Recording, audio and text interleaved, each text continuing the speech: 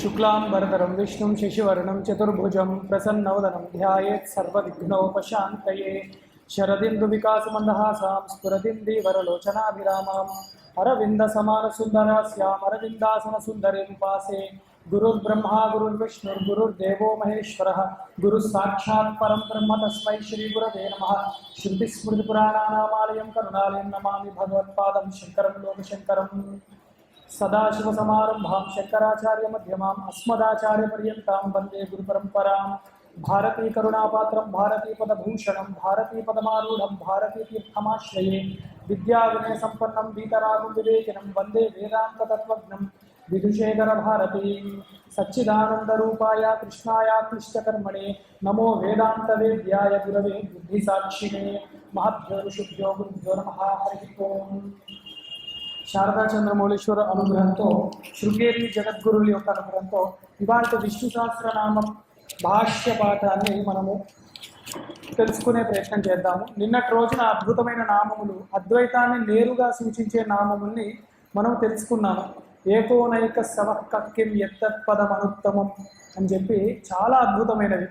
ఇది మీరు పూర్వపీఠిక చూస్తే అసలు యుధిష్ఠిరుడు అడిగిన ప్రశ్ననే అది. కిమేకం దైవతం లోకే కింవాప్యేకం పరాయణం అని. అంటే ఏ ఒక్క దేవత ఉన్నది, దాన్నే అది, లేకపోతే ఆ పదార్థం ఏమిటి, ఆ దేవతను ఎలాగ నేను ఆరాధించాలి, ఎవరు ఆయన అని. అదే కిం, ఏకం, అదే ఏకః, స్తవః, కః, కిం, యత్తత్పదం అనుత్తమం అని అద్భుతంగా ఆ నామములు అక్కడ తెలుస్తాయి.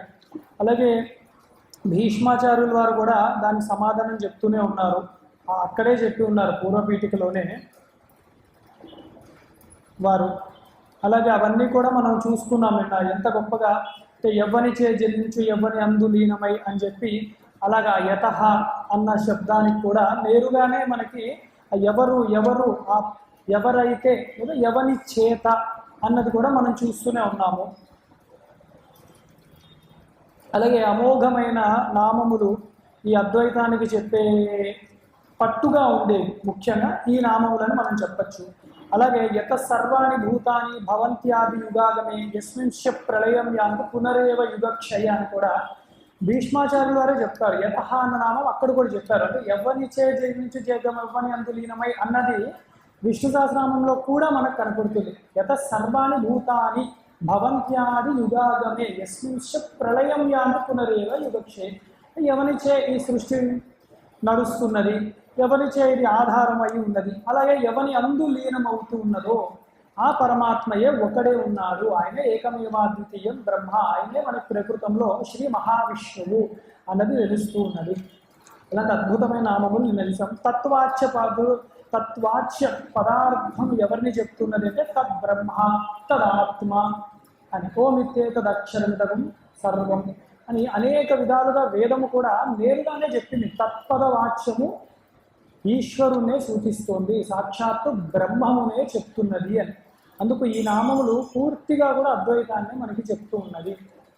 తర్వాత సువర్ణవర్ణ హేమాంగాలు కూడా సగుణ సాకారాన్ని చెప్తున్నాయి. అంటే సగుణ సాకారం నేరుగా కాకపోయినా, అంటే కాళ్ళు చేతులు ఉన్నాయని అలా చెప్పకపోయినా, సువర్ణవర్ణ హేమాంగ ఆ శరీరం యొక్క కాంతి బంగారు రంగులో ఉన్నది.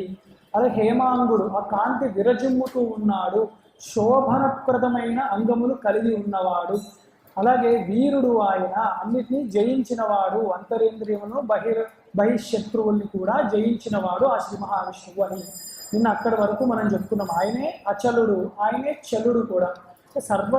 సర్వత్రా వ్యాపించి ఉన్నవాడు పరమాత్మ కాబట్టి ఆయన కదలడానికి ఇంకా ఎక్కడ ప్రదేశం లేదు కాబట్టి ఆయన అచలుడు. కానీ ఆయననే సర్వభూతములను కదిలింపచేస్తున్నాడు చైతన్య స్వరూపుడుగా కాబట్టి ఆయన చలుడు కూడా. కదలని వాడు ఆయనే, కదిలేది కూడా ఆయనే. అందుకు అంత అద్భుతమైన నామములు. ఇవాటి రోజున మనము 80వ శ్లోకం నుంచి చూస్తున్నాము. అమానీ మానదో మాన్యో లోకస్వామి లోకధృక్ సుమేధ మేధజోధన్య సత్యమేధ ధరాధర. అద్భుతమైనవి. అమాని, అమానినే నమః. అనాత్మ వస్తుషు ఆత్మాభిమానో నాస్త్యస్య స్వచ్ఛం సంవేదనాకృతేది అమాని. ఇక్కడ ఏం చెప్తున్నారు అంటే ఆత్మ, బ్రహ్మము, ఈశ్వరుడు ఇది ఒకటి. ఇది కానివన్నీ అనాత్మలు. ఆ అనాత్మ వస్తువుల యందు పరమాత్మకు అసలు ఏమాత్రము కూడా అభిమానము లేదు. అంటే ఇది వీరు నా వాళ్ళు, వీరు నా వారు కాదు, వీరి ఇష్టము, వేరే వాళ్ళు నాకు ద్వేషులు, అలాగా ఎవరి యందు కూడా తనకి రాగము ద్వేషము ఏది కూడా లేదు పరమాత్మకు. అందుకు ఆయన అమానుడు. ఎవరి యందు కూడా మానము లేదు. మరి భక్తులంటే ఇష్టము, జ్ఞానులంటే ఇష్టము అంటే ఇది ఎలా అర్థం చేసుకోవాలి మనము? జగద్గురువులే ఒక చోట ఎంత గొప్పగా చెప్పారు అంటే, ఒక చలి ప్రదేశము ఉన్నది, అక్కడ దూరంగా ఒక చోట చక్కగా ఎవరో మంట పెట్టి ఉంచారు, వేడి గురించి ఆ చలి ప్రదేశంలో. అప్పుడు చాలామంది అది చూశారు, చూసినట్టు ఆగిపోయిన వాళ్ళు కొందరు ఉన్నారు. కొందరు ఏం చేశారు, ఆ మంట దగ్గరకు వెళ్ళారు. వీళ్ళు మంట దగ్గరకు వెళ్ళారు కాబట్టి వీళ్ళకి ఆ వేడి అందుతున్నది. కొందరు వేడిని కాచుకుంటున్నారు ఇంకొంచెం జాగ్రత్తగా, అప్పుడు వాళ్ళకి ఆ చలి బాధ కూడా నివారణ చెందుతున్నది. అంటే భగవతత్వం ఎప్పుడు సమానముగా ఉన్నా ఎవడైతే దాన్ని పొందగలుగుతున్నాడో వాడికి భగవంతుడు దగ్గర అవుతున్నాడు. ఇది రిలేటివ్గా చెప్తున్నారు, సాపేక్షముగా చెప్పిన మాట. అందుకు భగవంతుడికి భక్తులంటే ప్రేమ, లేకపోతే జ్ఞానులంటే ఇష్టం అని చెప్పడానికి సాపేక్షంగా వీరు భగవంతుడికి దగ్గర అవుతున్నారు కాబట్టి భగవత్ కృప, చిత్తశుద్ధి అది వీరికి లభిస్తుంది. భగవంతుడికి దగ్గర అవ్వని వాడు వాడికి లభించట్లేదు. ఎలా దగ్గర అవుతున్నాము అంటే ఎలాగైనా దగ్గర అవ్వచ్చు. కర్మ మార్గమో, భక్తి మార్గమో, జ్ఞాన మార్గమో. కొందరు చక్కగా ఇలా ఇప్పటి వరకు జరిగింది పారాయణలు అలా చేసి కొందరు తరిస్తున్నారు, కొందరు జ్ఞాన విచారణ చేసి తరిస్తున్నారు, కొందరు యజ్ఞ యాగాది క్రియలు చేసి తరిస్తున్నారు, కొందరు జప తపాదులు చేసి తరిస్తున్నారు, కొందరు స్మరణ మాత్రాన్ని తరిస్తున్నారు. అది ఎవరి యోగ్యం బట్టి, ఎవరి శక్తి బట్టి వారు తరిస్తున్నారు. అందుకు ఆయనకి ఎవరి యందు కూడా రాగము ద్వేషము లేని ఒక స్థిత ప్రజ్ఞ అవస్థి సహజముగానే పరమాత్మ యందు ఉంటుంది కాబట్టి అని అమానుడు. తర్వాత మానదాయ నమః. స్వమాయయా సర్వేషాం అనాత్మాభిమానం దదాతి. ఆయన మాయని ఆధీనంలో చేసుకుని ఈ జగత్తులో జీవులందరికీ కూడా ప్రేమ మమకారాన్ని కలిగిస్తున్నాడు కాబట్టే సృష్టి అన్నది నడుస్తోంది. లేకపోతే ఒక తల్లి బిడ్డను కన్న వెంటనే ఈ బిడ్డ నాది అని అనుకోకపోతే, ఆ మమకారం లేకపోతే సృష్టి అన్నది కొనసాగదు. కాబట్టి పరమాత్మ అలాగా మానస్వరూపంగా కూడా ఈ జగత్తుని నిలబెట్టే పని పెట్టుకున్నాడు ఆయన. అంటే సృష్టి భాగంలో, సృష్టి నిర్వహణ భాగంలో ఈ మమకారం ఉండవలసినదే. అలాగే భక్తానాం సత్కారం మానం దదాతి.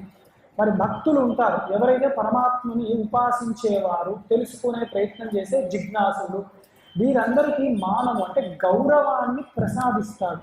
అంటే నా భక్తుడు వీడిని ఉద్ధరింపజేయాలి, 10 మంది వీడిని మెచ్చుకునేలాగా నేను అనుగ్రహించాలి అని వాళ్ళకి మానము చక్కటి గౌరవ భావాన్ని కలిగిస్తూ ఉంటారు. అందుకే ఎప్పుడు కూడా యోమే భక్త ప్రణశ్యతి అని, భక్తులు ఎప్పటికీ కూడా నాశనము కాడు. ఎందుకు కాడు అంటే భగవంతుడు కాపాడుతూ ఉంటాడు, వారికి చక్కగా అనుగ్రహిస్తూ ఉంటాడు కాబట్టి. అలాగే ఇంకొకటి కూడా చెప్పారు జగద్గురు ఆదిశంకరాచార్య వారు, తత్వవిదామనాత్మ నిస్వాత్మాభిమానం ఖండయతీతివా మానద. తత్వవేత్తలు ఉంటారు, జ్ఞానులు, వారు ఎలా ఉండాలి అంటే సాధన చతుష్టయాన్ని చక్కగా అభ్యాసం చేస్తూ, అంటే వివేక వైరాగ్యం ఉండాలి. తత్వాన్ని తెలుసుకునేవాడు. జ్ఞానికి వైరాగ్యం లేకపోతే వాడు ఎటుపడతాడు తిరుగుతూ జనాన్ని పోగేసుకుంటే కష్టం. ఏకాంతేశికమాశ్రితాం, మరి ఏకాంతాన్ని కోరుకుంటూ ఉండాలి జ్ఞాని. వారికి విషయ వస్తువుల నుండి మమకారము కలుగకుండా భగవంతుడే కాపాడుతూ ఉంటాడు. అప్పుడప్పుడు అనుకోకుండా కష్టం రావచ్చు జీవితంలో, ఆ కష్టము జ్ఞానికి వైరాగ్యముగా మారుతుంది, వేరే వాళ్ళకి దుఃఖ హేతు అవుతూ ఉంటుంది. అలాగే జ్ఞానికి లేదా జ్ఞానము అభ్యాసము చేసేవాడికి సాధారణమైన మనుషులకి తేడా అది. దుఃఖం వచ్చినా కూడా అదొక సాధనగా వాడుకుంటాడు జ్ఞాన మార్గంలో ఉన్నవాడు లేదా భక్తుడు. దుఃఖం వస్తే కదిలిపోయి కృంగిపోతూ ఉంటాడు సాధారణ మనుష్యుడు. అలాగే మాన్యాయ నమః. సర్వైర్మాననీయ పూజనీయ సర్వేశ్వరత్వాత్ ఇది మాన్య. సర్వజనుల ద్వారా పూజింపబడేవాడు పరమాత్మ. ఎలాగైనా కూడా మనము సాధారణంగా ఎవరినైనా నీవు రాజువి అంటే ఈ కాలంలో తత్కాలంలో ఒకానొక సమయంలో ఫలానా వాడు రాజు అయి ఉండొచ్చు గాక, తర్వాత కాల పరిమితి ఉంటుంది, వాడి శరీర పరిమితి ఉంటుంది, ఇంకో రాజు వస్తాడు, అలాగ మారుతూ ఉంటారు. ఎక్కడ నుంచి? ఇంద్రాది దేవతల నుంచి ఇదే. కానీ దేవతలకు దేవుడు అయిన వాడు, ఎప్పుడూ ఈశ్వరుడైన వాడు, శాశ్వతుడు ఎవరైతే ఉన్నారో ఆ ఈశ్వరుడు పరమాత్మ, ఆయన మటుకు ఎప్పుడూ కూడా ఎల్లవేళలా కూడా సర్వులతో బ్రహ్మాది స్తంభ పర్యంతము పూజనీయుడే అయి ఉన్నాడు. లోకస్వామినే నమః. చతుర్దశానాం లోకానాం ఈశ్వరత్వాత్ లోకస్వామి. ఆయన మాన్యుడు, పూజనీయుడు. ఎక్కడి నుంచి అంటే ఇక్కడ తర్వాతే చెప్పారు. లోకస్వామి, చతుర్దశ భువనములు ఉంటాయి మనకి. ఈ అధోలోకములు భూర్భువస్వహ మహాజన తప, అలాగే సత్యలోకములు, అలాగే అతల వితల సుతల రసాతల మహాతల తలాతల పాతాళములు అని అధోలోకములు, భూలోకం మధ్యలో కూడా ఉంటుంది. ఈ 14 భువనములలో సర్వులు కూడా ఆశ్రయించేది ఈశ్వరుణ్ణే.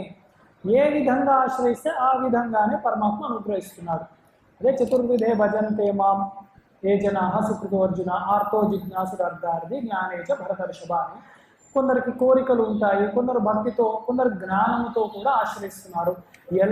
ఎవరిని ఆశ్రయించినా కూడా ఆ స్వరూపముగా అనుగ్రహించేది ఈశ్వరుడు మాత్రమే. ఆయనే ఇక్కడ మనకి శ్రీ మహావిష్ణువు. త్రిలోకధృషే నమః. త్రిలోకాన్ ధారయతీతి త్రిలోకధృక్. 14 భువనములు లేదా ముల్లోకములు, ఊర్ధ్వ మధ్య అధోలోకములు, ఇవన్నిటినీ కూడా సృష్టికర్త పరమాత్మ కాబట్టి, కారణానికి కారణుడు కాబట్టి సర్వులు ఆ పరమాత్మనే పూజిస్తున్నారు. సర్వులు కూడా ఆ స్వామినే ఏది కావాలన్నా కోరుకుంటున్నారు. ఎందుకు అంటే త్రిలోక దృక్. ఆయన ఈ లోకాన్ని సృష్టించి వదిలేలేదు, ధరిస్తున్నాడు, భరిస్తున్నాడు, చక్కటి కర్మలు ఇస్తున్నాడు. ఎవరెవరు సత్కర్మలు చేస్తుంటే అవన్నీ చక్కగా వింటున్నాడు. ఆయన విని ఆ కర్మ ఫలాన్ని సమయానికి ఇస్తున్నాడు. ఎంత ఇస్తే పాడైపోకుండా, ఎంత ఇస్తే ఆ జీవుడు చక్కగా అనుభవిస్తాడో అంత చక్కగా పరమాత్మ ఇస్తున్నాడు. సుమారుగా మనకి ఒకరోజు ఆకలి వేసింది, 4 రోజులకు సరిపడే భోజనాన్ని ఎవరైనా వండుకున్నారనుకోండి, అన్నం వ్యర్థమవుతోంది, అక్కడ మనము తినలేము. అలా ఇవ్వడం వల్ల పదార్థం ఉందంటే పదార్థం ఉంది, కానీ వ్యర్థం అయిపోతుంది. అలా చెయ్యడు పరమాత్మ. ఆయన చేసే కర్మలన్నీ కూడా ఒక ప్రయోజనం ఉంటుంది. ఎంత తగ్గట్టు ఇస్తే వాడి సాధనకి పనికొస్తుందో, ఆ శరీరము చక్కగా ఉంటుందో చూసుకుంటూ ఉంటాడు ఆ పరమాత్మ.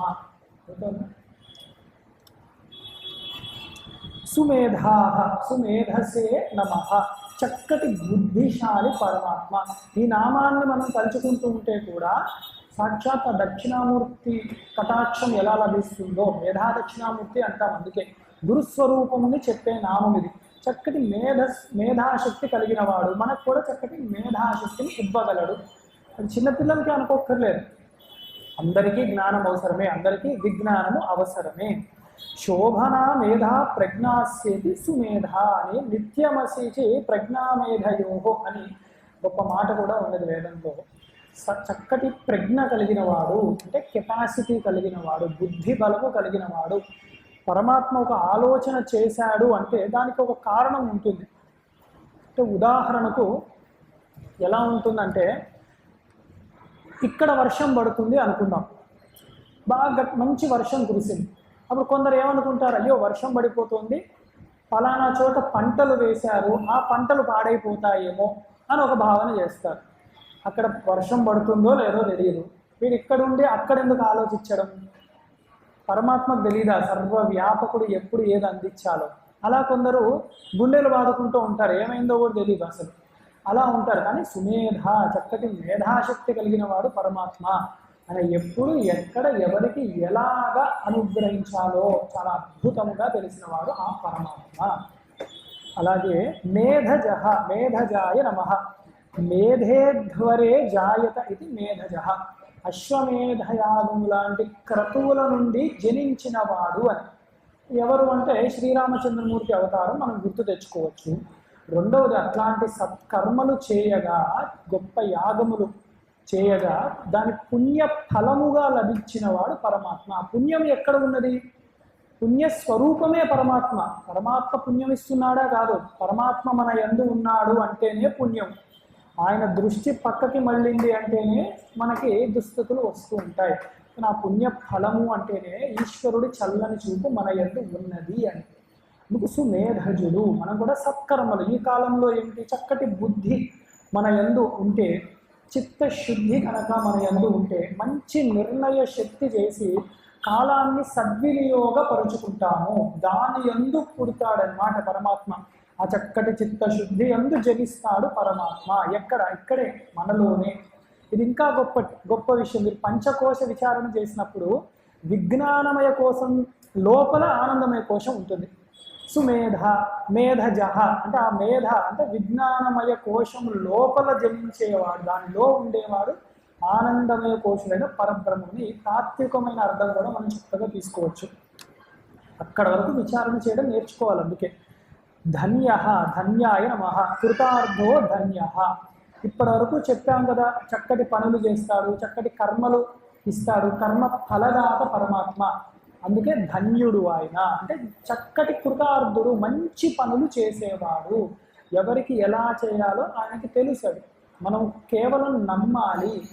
ఆయన ఎందుకు విశ్వాసం బట్టి నా సమయం వచ్చినప్పుడు నేను కూడా ఇంతటి చక్కటి ఈశ్వర కటాక్షాన్ని పొందుతాను.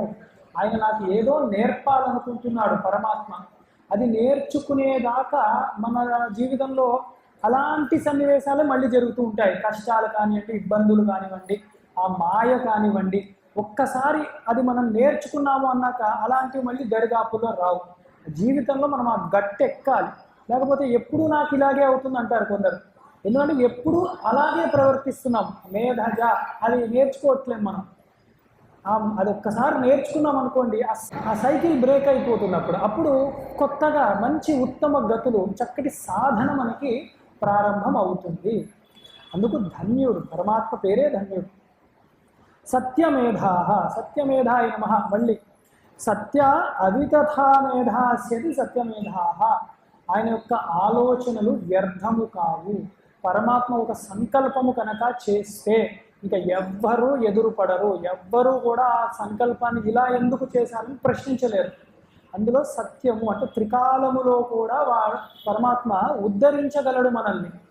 దీనికి మళ్ళీ ఉదాహరణ అంటే ఫలానా రామావతారం రాకముందు వీరందరూ చక్కటి యజ్ఞాన్ని తలపెట్టారు. అందరూ దశరథుడే. ఆ యజ్ఞంలోనే దేవతలు అందరూ వచ్చి మాట్లాడుకుంటూ ఉంటారు. తొందరపడి ఎవరైనా వెళ్ళి నేను చంపేస్తాను రావణాసురుని తొందరపడతాడేమో అని ఆ శ్రీ మహావిష్ణువే చక్కగా ధనుర్ధారి అయి కనపడి, నా పని అది, మీ వల్ల కాదా రావణాసురుని చేయడము అని ఒక సంకల్పాన్ని తీసుకున్నాడు ఆయన. ఏమిటది అంటే పరిత్రాణాయ సాధూనాం వినాశాయ దుష్కృతం. అది పొల్లు కూడా తప్పుపోదు. ఇంకా ఎప్పుడు ఆయన అవతారము తీసుకున్నా, ఎప్పటికప్పుడు అవతారము తీసుకున్నా చక్కగా సత్పురుషులు ఉద్ధరింపబడుతూ ఉంటారు, దుష్టులందరూ శిక్షింపబడుతూ కూడా ఉంటూనే ఉంటారు. అందుకని సత్యమేధ కలిగిన వాడు, సత్య మేధాశక్తి కలిగిన వాడు పరమాత్మ. ధరాధర, ధరాధరాయ నమః. అంశైరశేషైః శేషాద్యైః అశేషాం ధరాం ధారయన్ ధరాధరః. ఆయన యొక్క అంశలతో ఈ భూమండలములను, సర్వ జగత్తుని కూడా ధరిస్తూ ఉన్నాడు. ఉదాహరణకు శేషుడు.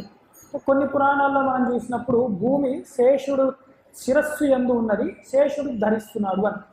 కొన్ని చోట్ల ఎలా ఉంటుందంటే అష్టదిగ్గజములు మోస్తున్నాయి అని, కొన్ని చోట్ల కూర్మం మోస్తుంది అన్నారు.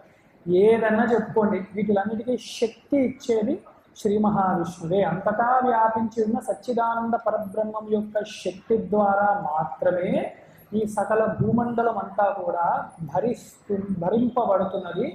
ధరింపబడుతున్నది.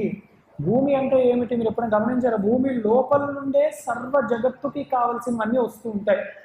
ఏదైనా బంగారం మొదలుకొని మనకి ఇప్పుడు కావాల్సిన పెట్రోల్తో సహా అన్నీ భూమిలోంచే రావాలి. పళ్ళు, చెట్లు, కూరగాయలు అవన్నీ మళ్ళీ భూమిలోంచే రావాలి. మనము బ్రతకాలంటే ఒక ఇల్లు కట్టుకోవాలన్నా భూమి మీద ఆధారపడి రావాలి. దానికి కావాల్సిన సరుకంతా కూడా ముడి సరుకంతా కూడా మళ్ళీ భూమిలోంచే రావాలి. ఎంత విచిత్రం, అంతా భరిస్తున్నాడు. ఎవరికి ఎంత కావాలో అది ఇస్తున్నాడు మళ్ళీ దగ్గర ఉండి. అన్ని భూముల్లో అన్నీ రావట్లేవు మళ్ళీ. అలా అలా ధరిస్తున్నాడు. మన పుణ్య విశేషముగా అవన్నీ వస్తున్నాయి మనకి. అందుకని ధరాధరుడు పరమాత్మ, భూమిని ధరించేవాడు తన అంశాలతో. ఆయన అంశాలు ఏవి అంటే శేషుడు అన్నది ఒక ఉదాహరణ ఇక్కడ చెప్పిన. విభూతి యోగంలో చెప్పబడినవి అన్నీ కూడా భగవద్గీతలో అన్నీ ఆయన అంశాలే. అలాగా ఇంద్రుడి నుండి బ్రహ్మగారి నుండి సర్వజీవులలో వ్యాపించి ఉన్న ఆ పరమాత్మ యొక్క విభూతితో ఏదో ఒక రకంగా మనల్ని కాపాడుతూ ఉన్నాడు. తర్వాతి నామములు తేజో వృషో ద్యుతిధర సర్వశస్త్ర భృతాంబర ప్రగ్రహో నిగ్రహో యగ్రో నైకశృంగో గదాగ్రజ. తేజో వృష, తేజో వృషాయ నమః. అద్భుతమైనది. ఇప్పుడు మనకు చాలా కావాల్సింది. తేజసాంబసాం సర్వదా ద్వాదశాదిత్య రూపేణ వర్షణాత్ తేజ అని. తేజస్సు, కాంతులు, సూర్యకిరణములు, చక్కటి వెలుతురు. అలాగా అంబసు అంటే ఈ నీరు, వర్షములు. ఈ సూర్యుడు రూపములో చక్కటి కాంతులు ఇచ్చేది పరమాత్మయే, కావలసినప్పుడు వర్షం ఇచ్చేది కూడా పరమాత్మయే. మనం అనుకుంటాం ఇంత ఎండలు మండిపోతున్నాయి ఎట్లా అని, కానీ ఎవరికో అవసరం ఆ ఎండలు. మన కళ్ళకు కనపడవు, కానీ ఆ భూమిలో అంత ఎండ తీవ్రత ఉంటేనే ఏవో జరుగుతాయి. కొన్ని అనుకోని క్రిములైనా నాశనం అవుతూ ఉంటాయి, భూమికి సారమన్నా సరిగ్గా ఉంటుంది. అందుకే పరమాత్మకు తెలుసు కాలస్వరూపుడు కాబట్టి అది సమయమైన వెంటనే మళ్ళీ వర్షాలు ఇస్తూ ఉంటాడు. ఆ ప్రక్రియ పరమాత్మకి తెలుసు. ఎందుకంటే సత్యమేధా కదా ఆయన, సత్యమేధ ధరాధర. ఆయనకు ఆయన ధరిస్తున్నాడు, ఆయనకి తెలుసు ఏం చేస్తున్నాడు అని. మనం మన దృష్టితో చూస్తే కించిత్ బుద్ధి ఉంటుంది, మనకు అది తెలియదు, అంత అర్థం కాదు. సర్వము ధరించినవాడు, సర్వము వ్యాపించినవాడు కాబట్టి పరమాత్మకి తెలుస్తుంది. అందుకని ఆదిత్యుల రూపములలో చూడండి, ఆదిత్యుల రూపములలో అంటే ద్వాదశాదిత్యులు అంటే 12 నెలలు అనుకోవాలి మనం. 12 నెలలు ఒకలా ఉండవు, మారుతూ ఉంటాయి. 12 నెలల్లో చక్కగా కావలసినంత కాంతి, కావలసినంత వర్షములు కూడా ఇస్తూ భూమిని పోషిస్తున్నాడు పరమాత్మ. అదే కదా, నీరు పడితేనే చెట్లు మొలుస్తాయి. మొలిచిన చెట్టుకు మళ్ళీ ఆ పళ్ళు అవి కావాలంటే చక్కగా ఎండ కూడా కాయాలి అంటారు. ఆయనకు తెలుసు ఎంత సమపాలుగా ఇస్తే ఎంత బాగుంటుంది అని. ఇంట్లో మనం వేసే మొక్కలు కర్తృత్వ భావన ఉంటుంది, నా మొక్క నేను వేశాను అని. అందుకే అది ఉంటుందో లేదో తెలియట్లేదు. అడవుల్లో ఎవరు చూస్తున్నారండి, ఎవరు నీళ్లు పోస్తున్నారు రోజు, కానీ అవి ఎలా పెరుగుతున్నాయి, ఎలా భరిస్తున్నాడు దేవుడు. మరి అక్కడ అనన్యాశ్చింతయంతో మామని అది చేతులు ఎత్తేసాయి చక్కగా. స్వామి నువ్వే దిక్కు, నువ్వు పోస్తే నీళ్ళు తీసుకుంటాను, నువ్వు ఎండిస్తే నేను కాస్తాను, నాదేమీ లేదు అని. అందుకు అవి ఎంత పెద్దగా వృక్షాల కింద మారుతున్నాయి. అది ఇంట్లో నేను గమనించింది. అది మనకేమైనా కర్తృత్వ భావన ఉంటుందేమో వీటిని ఎందు, అందుకే అది అంతగా పెరగవు. కొన్ని పెరుగుతాయి, అదంతా కూడా ఈశ్వరుడే. ఇది పెరగాల పెరగద్దా అన్నది కూడా ఈశ్వరుడే దాన్ని పెంచి పోషిస్తున్నాడు కాబట్టి. కానీ మనం ఏమైనా ఆ వేర్లల్లో వెళ్తుందా, తాగుతుందా, మన పిల్లల కంటే చూస్తాం కడుపు నిండిందా, వాడికి ఎక్కిళ్ళు తేనుపులు వస్తున్నాయా అని చెప్పి మనం చూస్తున్నాం వాడికి. కానీ ఆ చెట్టు నిజంగా ఎంత తీసుకుంటుందని ఎలా తెలుస్తుంది అంటే ఆ ధరణీధరుడు, ఆ తేజో వృషుడు అయినా పరమాత్మయే చూసుకుంటున్నాడు. కంటికి కనపడనివి కూడా కాపాడేవాడు. ఇంకే లోకానికి నాథుడు ఆయన, కేవలం మనుషులకి అని అనుకోలేము. సర్వము స్థావర జంగమములు చరాచర జగత్తుకి అంటే నడిచేవి, నడిచినవి, కదలనివి, కదిలేది. ఈ చెట్లు, రాళ్ళు, వృక్షాలు, మనుషులు, పక్షులు, బ్రహ్మగారి నుంచి చిన్న క్రిమికీటకాలతో సహా చూసుకునేవాడు ఆ పరమాత్మ. తర్వాత ద్యుతిధర, ద్యుతిధరాయ నమః. ద్యుతిం అంగతాం కాంతిం ధారయన్ ద్యుతిధర. ఆయన శరీరం ఎలా ఉంటుంది అంటే సర్వము కాంతివంతముగా మెరిసిపోతూ, అంటే చైతన్య స్వరూపముగా ఉంటుంది అని అర్థం చేసుకోవాలి. ఆయన సృష్టిలో చిన్న భాగము మనము చూసే ఈ సూర్యుడు. ఆ సూర్య మండలం, ఇంకా సూర్య మండలాన్నే నేరుగా చూసే శక్తి మన కంటికి లేదు. ఆ సూర్య మండలానికి అధిష్టాన దేవత అయిన ఆదిత్యుని చూడగలమా? ఆయన కోటి సూర్యప్రభతో ఉంటాడు, అది చూడలేము. ఆ ఆదిత్యుడు కూడా ఎవరి శాసనానికి భయపడుతూ ఉంటాడు. ఇంకా ఆ ఈశ్వరుణ్ణి మనం చూడగలమా? ఇంకా చూడలేము. కాబట్టి తస్య భాష సర్వమిదం విభాతి అని అంత గొప్ప కాంతులతో ఆయన ఒకచోట కాదు అన్ని చోట్ల సమముగా ప్రకాశవంతముగా సర్వ జగత్తుని భాసింపజేస్తూ ఉన్నాడు. ఈ భాసన అన్నది అనేక విధాలుగా తెలుసుకోవాలి మనం. కాంతి, ఏదైనా వస్తువు కనపడుతుంది అన్నది ఒకటి, అంటే ఇంద్రియ గోచరం అవుతున్నది అని. కాంతి భాసము అంటే బుద్ధికి కూడా తెలియాలి. ఎన్ని వస్తువులు ఉన్నాయి కానీ అన్ని వస్తువులు మనం మనసుకి పట్టుకోవట్లేదు, బుద్ధికి కూడా స్ఫురించాలి అది ఏమిటి అన్నది, అది కూడా భాసన కిందే వస్తుంది. ఇవన్నీ ఎందుకు అవుతుంది? అసలు ఈ శరీరంలో అంటూ చలనత్వం ఉండాలి, చైతన్యము ఉండాలి, కదలాలి. అందుకని ఇన్ని విధాలుగా కూడా మన జీవులన్నిటినీ కూడా చక్కగా కాంతింపజేసే శక్తి కలిగిన వాడు, స్వయం ప్రకాశి అయిన వాడు పరమాత్మ. ఆయనే ప్రత్యక్షం అవ్వాలి. అందుకే పురాణాల్లో కూడా చెప్తారు, ఎంతో తపస్సు చేశాడు భగవానుడు ప్రత్యక్షమయ్యాడు. ఇంత తపస్సు చేశాడు భగవానుడు కనపడ్డాడు అని ఎందుకు అనట్లేడు? ఆయన ప్రత్యక్షం అవ్వాలి, వీడి కంటికి అనుగుణముగా ఆయన దిగి రావాలి. అంతేగాని వీడి కన్ను ఉండదు. అంటే దివ్యం దదామితే చక్షువు అక్కడే ఉన్నాడు, కానీ విశ్వరూపము కనపడట్లేదు అర్జునుడికి. కన్ను ఈయన ఇచ్చాడు, ఆ స్కోప్ ఇవ్వాలి, విశ్వరూపాన్ని దర్శించే ఒక బుద్ధి శక్తి ఇవ్వాలి. అప్పుడు అంతటా ఎప్పుడూ కృష్ణ పరమాత్మ ఇంత గొప్పగా ఉన్నాడు విశ్వరూపుడు. తర్వాత నా వల్ల కావట్లేదు స్వామి, నా కళ్ళు తట్టుకోలేకపోతున్నాయి, నా బుద్ధి కదిలిపోతోంది ఈ కాలస్వరూపాన్ని చూస్తే, మళ్ళీ చతుర్భుజుడిగా నాకు దర్శనం ఇవ్వవలసినది, అలాగే నీ ఇష్టం అని చెప్పి అప్పుడు కోరుకున్నది అర్జునుడే విశ్వరూపం కావాలి అని. తర్వాత కోరుకున్నది అర్జునుడే మళ్ళీ నాకు చతుర్భుజుడిగా దర్శనం ఇవ్వాలి. అంటే మళ్ళీ ఇలా కనపడ్డాడు పరమాత్మ. ఇంకో ద్యుతిధరుడు, ఆ కాంతి మనం తట్టుకోలేము. అందుకే ఈ కాలంలో ఇంకా చెప్పాలంటే కలియుగంలో పరమాత్మ నేరుగా వస్తాడంటే చెప్పలేము, అలా వస్తే మనం ఉండలేము కూడా. అందుకే మనకేదో అనుభూతులుగా, దివ్య పురుషులుగా, సిద్ధ పురుషులుగా, జగద్గురువుల రూపంలో, సద్బుద్ధిగా, లేదా కొన్ని అనుభవాలుగా, అవి సత్ప్రమాణంగా శాస్త్రీయముగా ఉండాలి, అది కూడా కొంచెం చూసుకోవాలి. అలాగనే భగవంతుడు మనతో మాట్లాడుతూ ఉంటాడు. సర్వశస్త్రభృతాంబర, సర్వశస్త్రభృతాంబరాయ నమః. సర్వశస్త్రభృతాం శ్రేష్ఠ ఇది సర్వశస్త్రభృతాంబర. సర్వశస్త్రములు కూడా అంటే ఆయుధములు కూడా ఎలాగ ఉపయోగించుకోవాలో పరమాత్మకి తెలుసు, అంత గొప్ప నైపుణ్యము కలిగిన వాడు. ఇది మళ్ళీ రామచంద్రమూర్తి యొక్క ఉపమానం తీసుకుంటే ఆయనకు అనేక అస్త్రములు శస్త్రములు విశ్వామిత్రుల వారే ప్రసాదించారు. తర్వాత వశిష్ఠుల వారు ఇచ్చిన ఉన్నాయి, అగస్త్యుల వారు ఇచ్చిన ఉన్నాయి. తర్వాత ఆదిత్య హృదయాన్ని కూడా, అది కూడా ఒక మంత్రపూర్వకమైనదే, అది అస్త్రం. ఇంకా అలాంటివి ఇచ్చి ఉన్నారు. అందుకే శస్త్రాలు ధరించే వాళ్ళలో రాముణ్ణి నేను అని చెప్తాడు భగవద్గీతలో. ఎంత గొప్ప మాట అంటే ఆయనకి తెలిసినంత శస్త్ర విద్య ఎవరికి తెలియదు, రాముడికే తెలుసు. ఆయన యుద్ధకాండాలు చూసినప్పుడు కానీ మనకు తెలుస్తుంది ఎన్ని అస్త్రాలు ఎట్లా ప్రయోగించాడు రాములు వారు అని. అద్భుతమైన యుద్ధ నైపుణ్యం కలిగిన వాడు శ్రీరామచంద్రమూర్తి.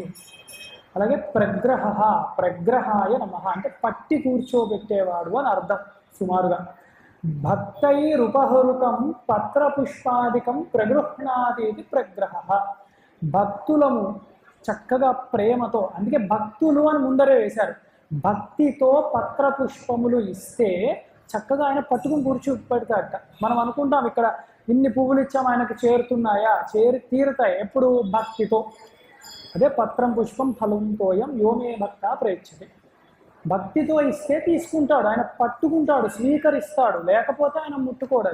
అవి ఇక్కడే ఉంటాయి పదార్థముగా, దాని యందు సారాన్ని తీసుకుంటాడు. పరమాత్మ, ఈశ్వరుడు, దేవతలు పదార్థాన్ని తీసుకోరు, దృష్టితోనే వారు స్వీకరిస్తారు అని శాస్త్రం చెప్పినది. వారిని చూసే యొక్క ఇంద్రియ శక్తి మనకి లేదు కాబట్టి మనం నమ్మి పరమాత్మ మనం జపం చేసుకుంటుంటే ఆ దివ్యమూర్తి మన పరిసరాలలో ఉన్నది అన్న చిత్తశుద్ధితో జపాన్ని చేసుకున్నప్పుడు మన ఒళ్ళు గగ్గురుపాటుకి లోనవుతుంది, ఆ స్పందన తెలుస్తుంది మనిషికి. అప్పుడు ఆ పరమాత్మ ఉన్నాడు అన్న ఒక చక్కటి ఉనికి మనకు అర్థమవుతుంది.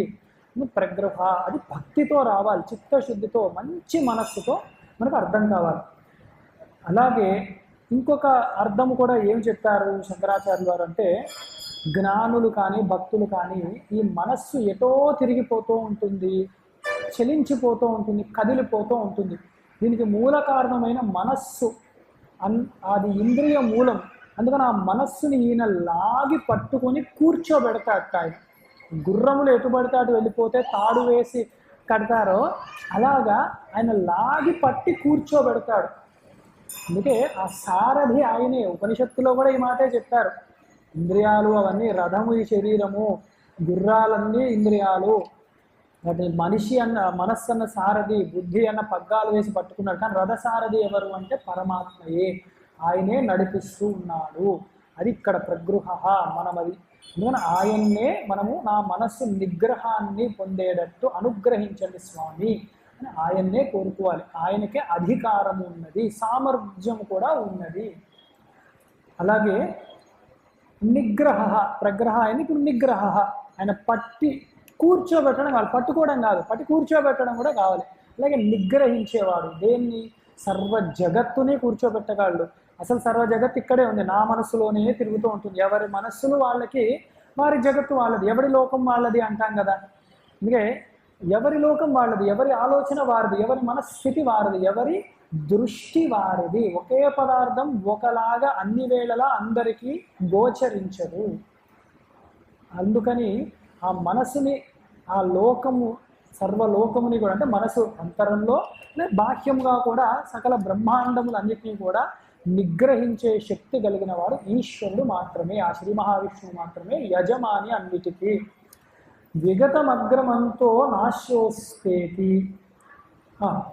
స్వవశేన సర్వం నిగృహ్ణాతీతి నిగ్రహ. ఆయన యొక్క వశములో, ఆజ్ఞలో సర్వముని పట్టి కూర్చోబెట్టగలిగేవాడు పరమాత్మ. ఎందుకంటే ఇప్పుడు ఎవరో అల్లరి చేస్తున్నాడు అనుకుందాం పిల్లవాడు, మనం కాసేపు గట్టిగా మన నుంచి ఇక్కడ కూర్చోబెట్టాం, నేను అటు చూస్తే వీడు పారిపోవచ్చు. అలా ఉండకూడదు, పట్టి కూర్చోబెడితే వాడు ఎప్పటికీ కూర్చునేటట్టు ఉండాలి. అది నిగ్రహము కూడా. ప్రగ్రహము నిగ్రహము కూడా, పట్టడము కూర్చోబెట్టడము, పట్టి కూర్చోబెట్టడం. అలా పరమాత్మ రెండు పనులు చేయగలడు. తర్వాతది వ్యగ్రహ, వ్యగ్రాయ నమః. విగతిం అగ్రమంతో నాశ్యోస్యేతి వ్యగ్రహ. అసలు నాశనము లేనివాడు పరమాత్మ. సర్వకాలములలో కూడా నిత్య నూతనముగా ఉండేవాడు. అసలు పరమాత్మ వరకు కూడా మనం ఆలోచించక్కర్లా. పరమాత్మ యొక్క సృష్టినే మనకి ఎంత అందంగా ఉంటుంది. ఇవాళ మనకి విరక్తి కలగచ్చు, ఏదో ఎవరో మనల్ని మోసం చేశారు, అయ్యో నా జీవితంలో ఇంకా పలానా వాళ్ళకి మొహం చూపెట్టుకోలేను, నేను ఎలా బ్రతుకుతానో నాకు తెలియదు అన్న స్థితి జీవితంలో ఎక్కడో అక్కడ ఎవరో ఒకరికి ఏదో సమయంలో వచ్చి ఉండొచ్చు. ఇంకా అయిపోయింది, రేపు నుంచి నేను ఎక్కడికి రాను, ఈ రోజు ఇలా అయిపోతే బాగుండు అని అనుకుంటారు పాపం. కానీ రేపు ఒకసారి నిద్రపోయి లేచేసరికి మళ్ళీ ఏదో ఒక చిన్న హోప్ అన్నది వస్తుంది వాళ్ళకి. మళ్ళీ బ్రతకాలి, నేను ప్రూవ్ చేసుకోగలను జీవితంలో అని ఒక ఉత్సాహము, ఉత్తేజము వస్తుంది మనకి. ఎక్కడి నుంచి వస్తుంది అంటే పరమాత్మయే ఇస్తున్నాడు. నిత్య నూతనుడైన పరమాత్మ లోపల ఉన్నాడు కాబట్టి ఈ మలినత్వమైన ఈ మనో దౌర్బల్యాలు ఆయనకు అంటవు, అవి తొలగిపోతాయి. చక్కగా నిద్రపోయినప్పుడు, ఆ సుషుప్తి అవస్థలో వెళ్ళినప్పుడు ఆయన మనల్ని చక్కగా రిపేర్ చేస్తూ ఉంటాడు అన్నమాట. అందుకని ఆయనే చూసుకుంటూ ఉంటాడు. అలాగే బయట కూడా చూసినప్పుడు, మన చిన్నప్పటి నుంచి చూస్తున్నాం సూర్యుడిని, ఎప్పుడైనా రోజు ఈ సూర్యుడినే చూస్తున్నామన్న భావన నాకు తెలిసి ఎవరికి రాదు. ఒక సముద్రం ఉంటుంది, రోజు ఆ సముద్రం దగ్గరికి వెళ్ళిన వాళ్ళు రోజు ఆ చక్కగా అనుభూతిని పొందుతూ ఉంటారు. ప్రకృతి సహజముగానే ఆ నిత్య నూతనత్వం అన్నది ఉంది. దానికి ఎట్లా వచ్చింది? ఆయన సృష్టికర్తను అడిగితే తెలిసిపోతుంది. ఒక మట్టితోనే కుండను తయారు చేసినప్పుడు కుండంతా మట్టే కదా ఉన్నది, నామరూపాన్ని చెందింది. అలాగే పరమాత్మ నుండే ఈ సృష్టి అంతా జరిగింది కాబట్టి ఆ పరమాత్మ యొక్క సత్తు చిత్తు ఆనందము, ఆ ఆనందమే నిత్య నూతనత్వాన్ని, ఆనందాన్ని, ఉత్సాహాన్ని ఇస్తుంది. ఆ సచ్చిదానంద పరబ్రహ్మము మీదనే ఈ సర్వలోకము, జగత్తులన్నీ కూడా ఆపాదింపబడ్డాయి, నామరూపాత్మకమైన జగత్తు. కాబట్టి ఎప్పుడూ జగత్తు మనకి ఏదో ఒక ఆనందాన్ని ఇస్తుంది అని బయటికి పరుగులు తీస్తూ ఉంటాం. అదొక మాయ ఒక రకంగా. అసలైన ఆనందం ఎక్కడి నుంచి వచ్చిందంటే ఆత్మనస్తు కామాయ సర్వం ప్రియం భవతి. అది మనలోనే ఉంది, ఆత్మ స్వభావం. అది మనము బయట వస్తువుల యందు ఆపాదించి చూడడం అలవాటైంది. జ్ఞాని ఏం చేస్తున్నాడంటే నాలోనే ఉన్న అంతర్ముఖత్వాన్ని పొంది నిజ ఆనందాన్ని అనుభవిస్తూ ఉంటాడు. అది స్వస్వరూపానుసంధానం, దాన్ని భక్తి అన్నారు. తర్వాత నైకశృంగాయ నమః. చతుశృంగో నైకశృంగ అని, చత్వారి శృంగ అని చక్కగా యజ్ఞస్వరూపముగా పరమాత్మ ఉన్నాడు. కొన్ని చోట్ల 4 శృంగములు కలిగిన వాడు అని. పరమాత్మ కూడా చక్కటి దంష్ట్రలు ఉంటాయి. అంటే ఎలాగా? నారసింహావతారాన్ని ఒకసారి గుర్తు తెచ్చుకుంటే సరిపోతుంది. అలాగే ఉత్తమ లక్షణము ఎలా ఉంటుంది అంటే, సాధారణంగా మనుషులకు కూడా ఇక్కడ కూరపళ్ళు ఉంటాయి, మనకి ఉంటాయి, కానీ అవి చాలా అందంగా తీర్చిదిద్దినట్టు ఉంటాయి పరమాత్మకు. అలా ఉండేవాడు అని కూడా ఒక అర్థం అన్నమాట. మంచి సాముద్రిక లక్షణము కలిగిన వాడికి ఆ కూరపళ్ళల్లాగా కొన్ని చక్కగా ఉంటాయి, ఆరోగ్యమైన వాడు అని. పరమాత్మ నాకు తీర్చిదిద్దినట్టు ఉంటాయి వారికి అని. అలాగే శృంగములు అన్నప్పుడు కూడా మనం వరాహావతారాన్ని కూడా గుర్తు తెచ్చుకోవచ్చు చక్కగా. ఆయనకు ఆ శృంగములు ఉన్నాయి, కొమ్ములు అనొచ్చు, దంష్ట్రలు రెండుగా కూడా తీసుకోవచ్చు ఆ శృంగములు. ఇంకా కూడా మత్స్యావతారంలో కూడా ఆయనకు కొమ్ము ఉంది కదా, చూసారా? ఆ కొమ్ము ఉండాలి కాబోలు ఏ అవతారంలో ఉన్నా కూడా. ఎందుకు అంటే ఆ కొమ్ము ఆయన గురించి కాదు, ధర్మ సంస్థాపనానికి. మత్స్యావతారంలో వచ్చినప్పుడు వాసుకిని ఆ కొమ్ముకి చుట్టుకొని సకల ఋషులను జీవజాలను పట్టి నడిపించాడు ఆయన. అలాగే నారసింహావతారంలో వచ్చినప్పుడు ఆ శృంగములే, ఆ దంష్ట్రలతోనే చీల్చి చెండాడాడు అందరినీ. వరాహావతారంలో ఉద్ధరించాడు భూమిని ఆయన. ఎప్పుడు కూడా చక్కగా సత్పురుషుల్ని ఉద్ధరించడము, దుష్కార్యములు చేసేవాడిని శిక్షించడము ఆ శృంగములు ముఖ్యంగా పెట్టుకుంటున్నాయి పని. ఆ శృంగముల ద్వారా చేస్తున్నారు ఆయన. అలాగే గదాగ్రజ నిగదేన మంత్రేణాగ్రే జాయత ఇది నిశ్శబ్దలోపం కృత్వా గదాగ్రజ. ఇక్కడ నిగద అంటే మాట్లాడడము అని అర్థం, నిశ్శబ్దము లోపము, నీ తీసేసి వాడచ్చు అని ఒక ప్రమాణం చూపిస్తున్నారు వ్యాకరణంలో. అంటే మాటల ద్వారా, ఈ మాటలు సామాన్యమైన మాటలు కాదు, అసలంటూ మాటలు ఎక్కడి నుంచి వచ్చాయి? వేదములోంచి వచ్చాయి. వేదానికి పట్టు హృదయములు ఏమిటంటే మంత్రములే. అందుకే వేదములు శ్లోకములు అనరు, వేద మంత్రములే. ఏదైనా మంత్రములే, అక్షరము కూడా మంత్రమే వేదంలో. ఆ వేద మంత్రముల ద్వారా ప్రతిపాదితమయ్యేవాడు పరమాత్మ కాబట్టి, ఆ వేద మంత్రములను ఉచ్చరించగా దాని యందు ఆ మంత్ర శక్తితో పుట్టేవాడు అంటే అనుగ్రహించేవాడు పరమాత్మ కాబట్టి గదాగ్రజుడు. ఇంకోటి కూడా చెప్పారు, వాసుదేవుడు కృష్ణ పరమాత్మకి ఒక తమ్ముడు ఉన్నట్ట, కజిన్ లాగా అనుకోండి. ఆయన పేరు గదుడు, ఆయనకి అగ్రజుడు కాబట్టి గదాగ్రజుడు కూడా. ఎంత గొప్ప విషయం చూడండి. అందుకే జగద్గురు ఆదిశంకరాచార్యులు వారిని శృతి స్మృతి పురాణానాం ఆలయం కరుణాలయం అన్నాం మనం. అక్కడ శృతిలో ప్రమాణం చెప్తున్నారు, పురాణాల్లో ఈ విషయం ఎంతమందికో తెలియదు, అది కూడా తీసి చూపిస్తున్నారు మనకి, కొత్త కోణాన్ని, కొత్త దృష్టిని. అలాగా మంత్రపూరితమైన వాడు పరమాత్మ. అలాగే కృష్ణ పరమాత్మను కూడా ఎప్పటికప్పుడు మనకి గుర్తు చేస్తూ ఉన్నారు. ఎంత కాదనుకున్నా కూడా ఈ సహస్రనామములు కృష్ణుని ఉద్దేశించే, సాక్షాత్ పూర్ణావతారమైన ఆయన్ని ఉద్దేశించే భీష్మాచార్యులు వారు వర్ణిస్తున్నారు కూడా. కాబట్టి తర్వాతి నామములు చతుర్మూర్తిశ్చతుర్బాహుశ్చతుర్వ్యూహశ్చతుర్గతి చతురాత్మ చతుర్భావ చతుర్వేద వివేకపాత్. అద్భుతమైన నామములు ఇవి కూడా. ఆ 4 4 4 అని వస్తున్నాయి. ఏమిటా 4 అంటే ఏదైనా అనుకోవచ్చు. 4 దిక్కులు ఉన్నాయి మనకి. అలాగే 4 అవస్థలు ఉంటాయి మనకి. అంటే జాగ్రత్త స్వప్న సుషుప్తి అసలైన అవస్థ తురియం ఉన్నది, అది అన్నిట్లో వ్యాపించి ఉన్నది. అలాగే ఎప్పుడు 4 మనకేమి కావాలి? ధర్మార్థ కామ మోక్షములు కావాలి, అసలు పురుషార్థములు అవి కావాలి. అలాగా అన్ని విధాలుగా చూసినా కూడా అందుకే అన్నిసార్లు వస్తున్నాయి. అందుకే చతుర్మూర్తి మొట్టమొదటి. చతుర్మూర్తయే నమః.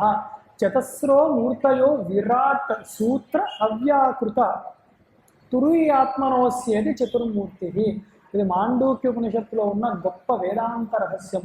ఈ జీవుడు ఎవరైతే ఉంటాడో ఈ శరీరంలో, వాడు ప్రతి జీవుడు 3 అవస్థలను అనుభవిస్తూ ఉంటాడు.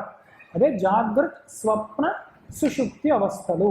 ఈ 3 అవస్థలలో జీవుడికి 3 పేర్లు పెట్టారు. జీవుడు ఒకడే, 3 పేర్లు. ఎందుకంటే విశ్వడు, తైజస్సుడు, ప్రాజ్ఞుడు అని ఎందుకు అంటున్నారు అంటే గుర్తుపట్టడానికి. ప్రాజ్ఞ శబ్దంతో సుషుప్తి అవస్థలో ఉన్నవాడు అని తెలియడానికి. తైజస్సుడు అంటే స్వప్నావస్థలో ఉన్న జీవుడి పేరు అది. అలాగే విశ్వడు అంటే ఈ అవస్థలో ఉన్నవాడు. మరి ప్రతి అవస్థలో జీవుడు ఉన్నాడు, ప్రతి అవస్థలో ఈశ్వరుడు ఉన్నాడు. ప్రతి అవస్థలో ఒక జీవుడే ఉన్నాడు మనకు సంబంధించి. ప్రతి అవస్థలో ఈశ్వరుడు ఒకడే ఉన్నాడు. పేర్లు మారుతున్నాయి. ఇప్పుడు మరి ఈశ్వరుడికి ఏమిటి పేర్లు? అదే చెప్తున్నారు చతుర్మూర్తి అని చెప్తూ. జాగృత అవస్థలో ఉండే ఈశ్వరుడి పేరు విరాట్. ఇప్పుడు అర్థమైనా విరాట్ స్వరూపము, విశ్వరూప సందర్శన యోగము అంటే అక్కడ అర్జునుడికి చూపెట్టింది. అందుకే బ్రహ్మాండములన్నీ చూపెట్టింది ఈ జాగ్రత్త అవస్థలో ఉన్న విశ్వరూపుడి యొక్క అవస్థ, ఆ యొక్క రూపాన్ని. అందుకే ఆయన అన్నాడు ఇదంతా ఒక పాదాన్నే నీకు చూపెట్టింది, దీన్ని దాటిపోయి ఇంకా ఉన్నాయి. త్రిపాదూర్ధ ఊతై పురుష, ఆ ఒక పాదం ఏమిటి అని ఇప్పుడు అర్థం అవుతాయి మనకి. ఇది జాగ్రత్త అవస్థలో విరాట్ స్వరూపం. మిగతా రూపములు మన శక్యము కాదు అది చూడడము. ఎందుకంటే కలగంటున్నప్పుడు మనమే భ్రమకి లోనవుతున్నాం. అక్కడ ఈశ్వరుడు ఎలా ఉన్నాడు అంటే హిరణ్య గర్భుడుగా ఉన్నాడు, అది అసలు తెలియదు మనకి. కానీ ఆయన ఆధారంగానే మనము కళలు కంటున్నాం. మన కళలో మనల్ని మనం చూసుకుంటూ ఉంటాం. ఎంత విచిత్రం, మనమే అక్కడ సృష్టించుకుంటున్నాం. మనలోంచి వచ్చింది కళ మనలోనే నిలబడుతుంది, మనలో లయం అయిపోతుంది. అది ఎప్పుడు తెలుస్తుంది? నిద్ర లేచాక. అలాంటి వాడు దానికి మళ్ళీ ఆధారంగా హిరణ్య గర్భుడు ఉన్నాడు. అందుకు 4 మూర్తులలో విరాట్ సూత్రకారుడు అని కూడా అంటారు హిరణ్య గర్భుడిని. అలాగే అవ్యాకృతుడు అని కూడా అంటున్నారు. ఇది సుషుప్తి అవస్థలో. సుషుప్తి అవస్థలో ఎంత గొప్ప విషయం అంటే ఈ జీవుడు పురీతతి నాడి అని మనస్సు అన్నది కలగంటుంది. కానీ జీవుడు సుషుప్తి అవస్థలో గాఢ నిద్రలోకి వెళ్ళిపోయినప్పుడు పురీతతి నాడి అన్నది ఒకటి ఉంటుంది. ఆ నాడి అది సూక్ష్మమైనది, ఇలా కోస్తే కనపడేది కాదు. దానిలో ఆ మనస్సు ప్రవేశిస్తుంది. అలా ప్రవేశించినప్పుడు జాగ్రత్త అవస్థ లేదు, స్వప్నావస్థ లేదు, జీవుడు లేడు, ఈశ్వరుడు కూడా లేడు, ఒకటైపోయింది. అక్కడ మనం ప్రతి నిత్యము కూడా ఆ జీవ ఈశ్వర అనుబంధాన్ని పొందుతున్నాం మనం. కానీ ఎప్పుడు ఎలా? అజ్ఞాన దశలో తెలుసుకుంటున్నాం. అది కూడా నిద్ర లేచిన తర్వాత గాఢ నిద్ర పట్టింది అని చెప్తున్నాం. అది ఏమైంది, ఎలా ఉంది అంటే అది చెప్పలేము. ఎందుకు?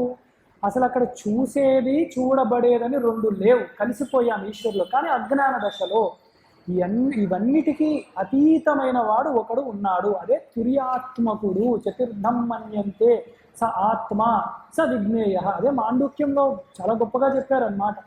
ఏం చెప్పారు మాండుక్యంలో ఎంత గొప్పగా చెప్పారంటే ఈ విశ్వం మొత్తం కూడా లయించిపోతుంది. ప్రపంచోపశమం శాంతం శివం అద్వైతం చతుర్థం మన్యంతే స ఆత్మ స విజ్ఞేయ. ఈ ప్రపంచమంతా కూడా లయమైపోతుంది. అయ్యో లయం అంటే కంగారుగా ఉంటుంది, ప్రళయాలు ఉంటాయంటే అలా కాదు. ఇది ప్రపంచ ఉపశమం శాంతం, చాలా శాంతి పొందుతుంది. అది శివం, మంగళకరమైనది. ఏమిటి మంగళకరము? జీవుడు ఈశ్వరుని పొందుతున్నాడు, అంతకంటే మంగళకరం ఏమిటి? అదంత తేలిగ్గా అయ్యేది కాదు, కానీ సహజంగా అవుతోంది. శివం అద్వైతం, అద్వితీయమైనది, ఏకీభావ స్థితి అవుతోంది అక్కడ. చతుర్థం మన్యంటే అదే 4వ అవస్థ అని తెలుసుకో. కనీసం తెలుసుకో, అది అనుభవించట్లేదు ఇప్పుడు, తెలుసుకో అదొకటి ఉన్నది అని. స ఆత్మ, అదే అసలైన ఆత్మ. ఈ 3 అవస్థల్లో సుఖ దుఃఖాలు అనుభవించేది కాదు, అది అసలైన ఆత్మ. స విజ్ఞేయ, అది తెలుసుకో, అయిపోయింది, అదే జ్ఞానము అని. చెప్పినంత తేలిక కాదు అది. అది బహూనాం జన్మనామంటే జ్ఞానవాన్ మాం ప్రపద్యతే, అది అంత తేలిగ్గా వచ్చేది కాదు. చాలా అభ్యాసం చేయాలి. ఇప్పుడు శ్రవణము విన్నాము, తర్వాత మననము చేయాలి. అది ఎట్లాగా సాధ్యము? అక్కడే మనకి గీత లాంటివి, ప్రస్థానత్రయములు, ప్రకటన గ్రంథములు, గురుముఖత నేర్చుకోవాలి. మనం నేర్చుకున్నప్పుడు మననము చేయగా ఆ భావనలో మనము లయమైపోతే దాన్ని నిధిధ్యాసన అంటాం. అంత గొప్ప వేదాంతానికి సంబంధించిన నామమే చతుర్మూర్తి. తర్వాతది చతుర్బాహు, చతుర్బాహవే నమః. 4 భుజములు కలిగిన వాడు. ఎప్పుడైతే చతుర్బాహు అంటామో అది రూఢి ఎవరికి అంటే వాసుదేవుణ్ణే చెప్తున్నారు. ఇప్పుడు పైన చెప్పినది ఏమిటి? 4 అవస్థలలో ఉన్న చతుర్మూర్తి అని. ఆ చతుర్మూర్తే వాసుదేవుడు. అందుకే బహూనాం జన్మనామంటే జ్ఞానవాన్ మాం ప్రపద్యతే అని. తర్వాత ఏమన్నారు? వాసుదేవ సర్వమితి అన్నాడు. ఏం విష్ణు శబ్దం వాడలే, నారాయణ శబ్దం వాడలేదు, అన్నీ ఆయన నామాలే. ఈ 1000 నామాల్లో ఏ నామమన్నా వాడచ్చు. కానీ వాసుదేవ శబ్దం ఎందుకు వాడారంటే వాసనాద్దు వాసుదేవస్య వాసితం తే జగత్త్రయం సర్వభూత నివాసోసి వాసుదేవ నమస్తే. సర్వ జగత్తులో అంటే జగత్తున 3 అవస్థలు 3 లోకాలలో కూడా వసించి ఉన్నవాడు వాసుదేవుడు. ఈ శరీరంలో కూడా అక్కడ పైన చతుర్మూర్తి అని ఎవరు చెప్పారో ఈ చతుర్బాహు అయిన వాసుదేవుడు కూడా ఆయనే అయి ఉన్నాడు.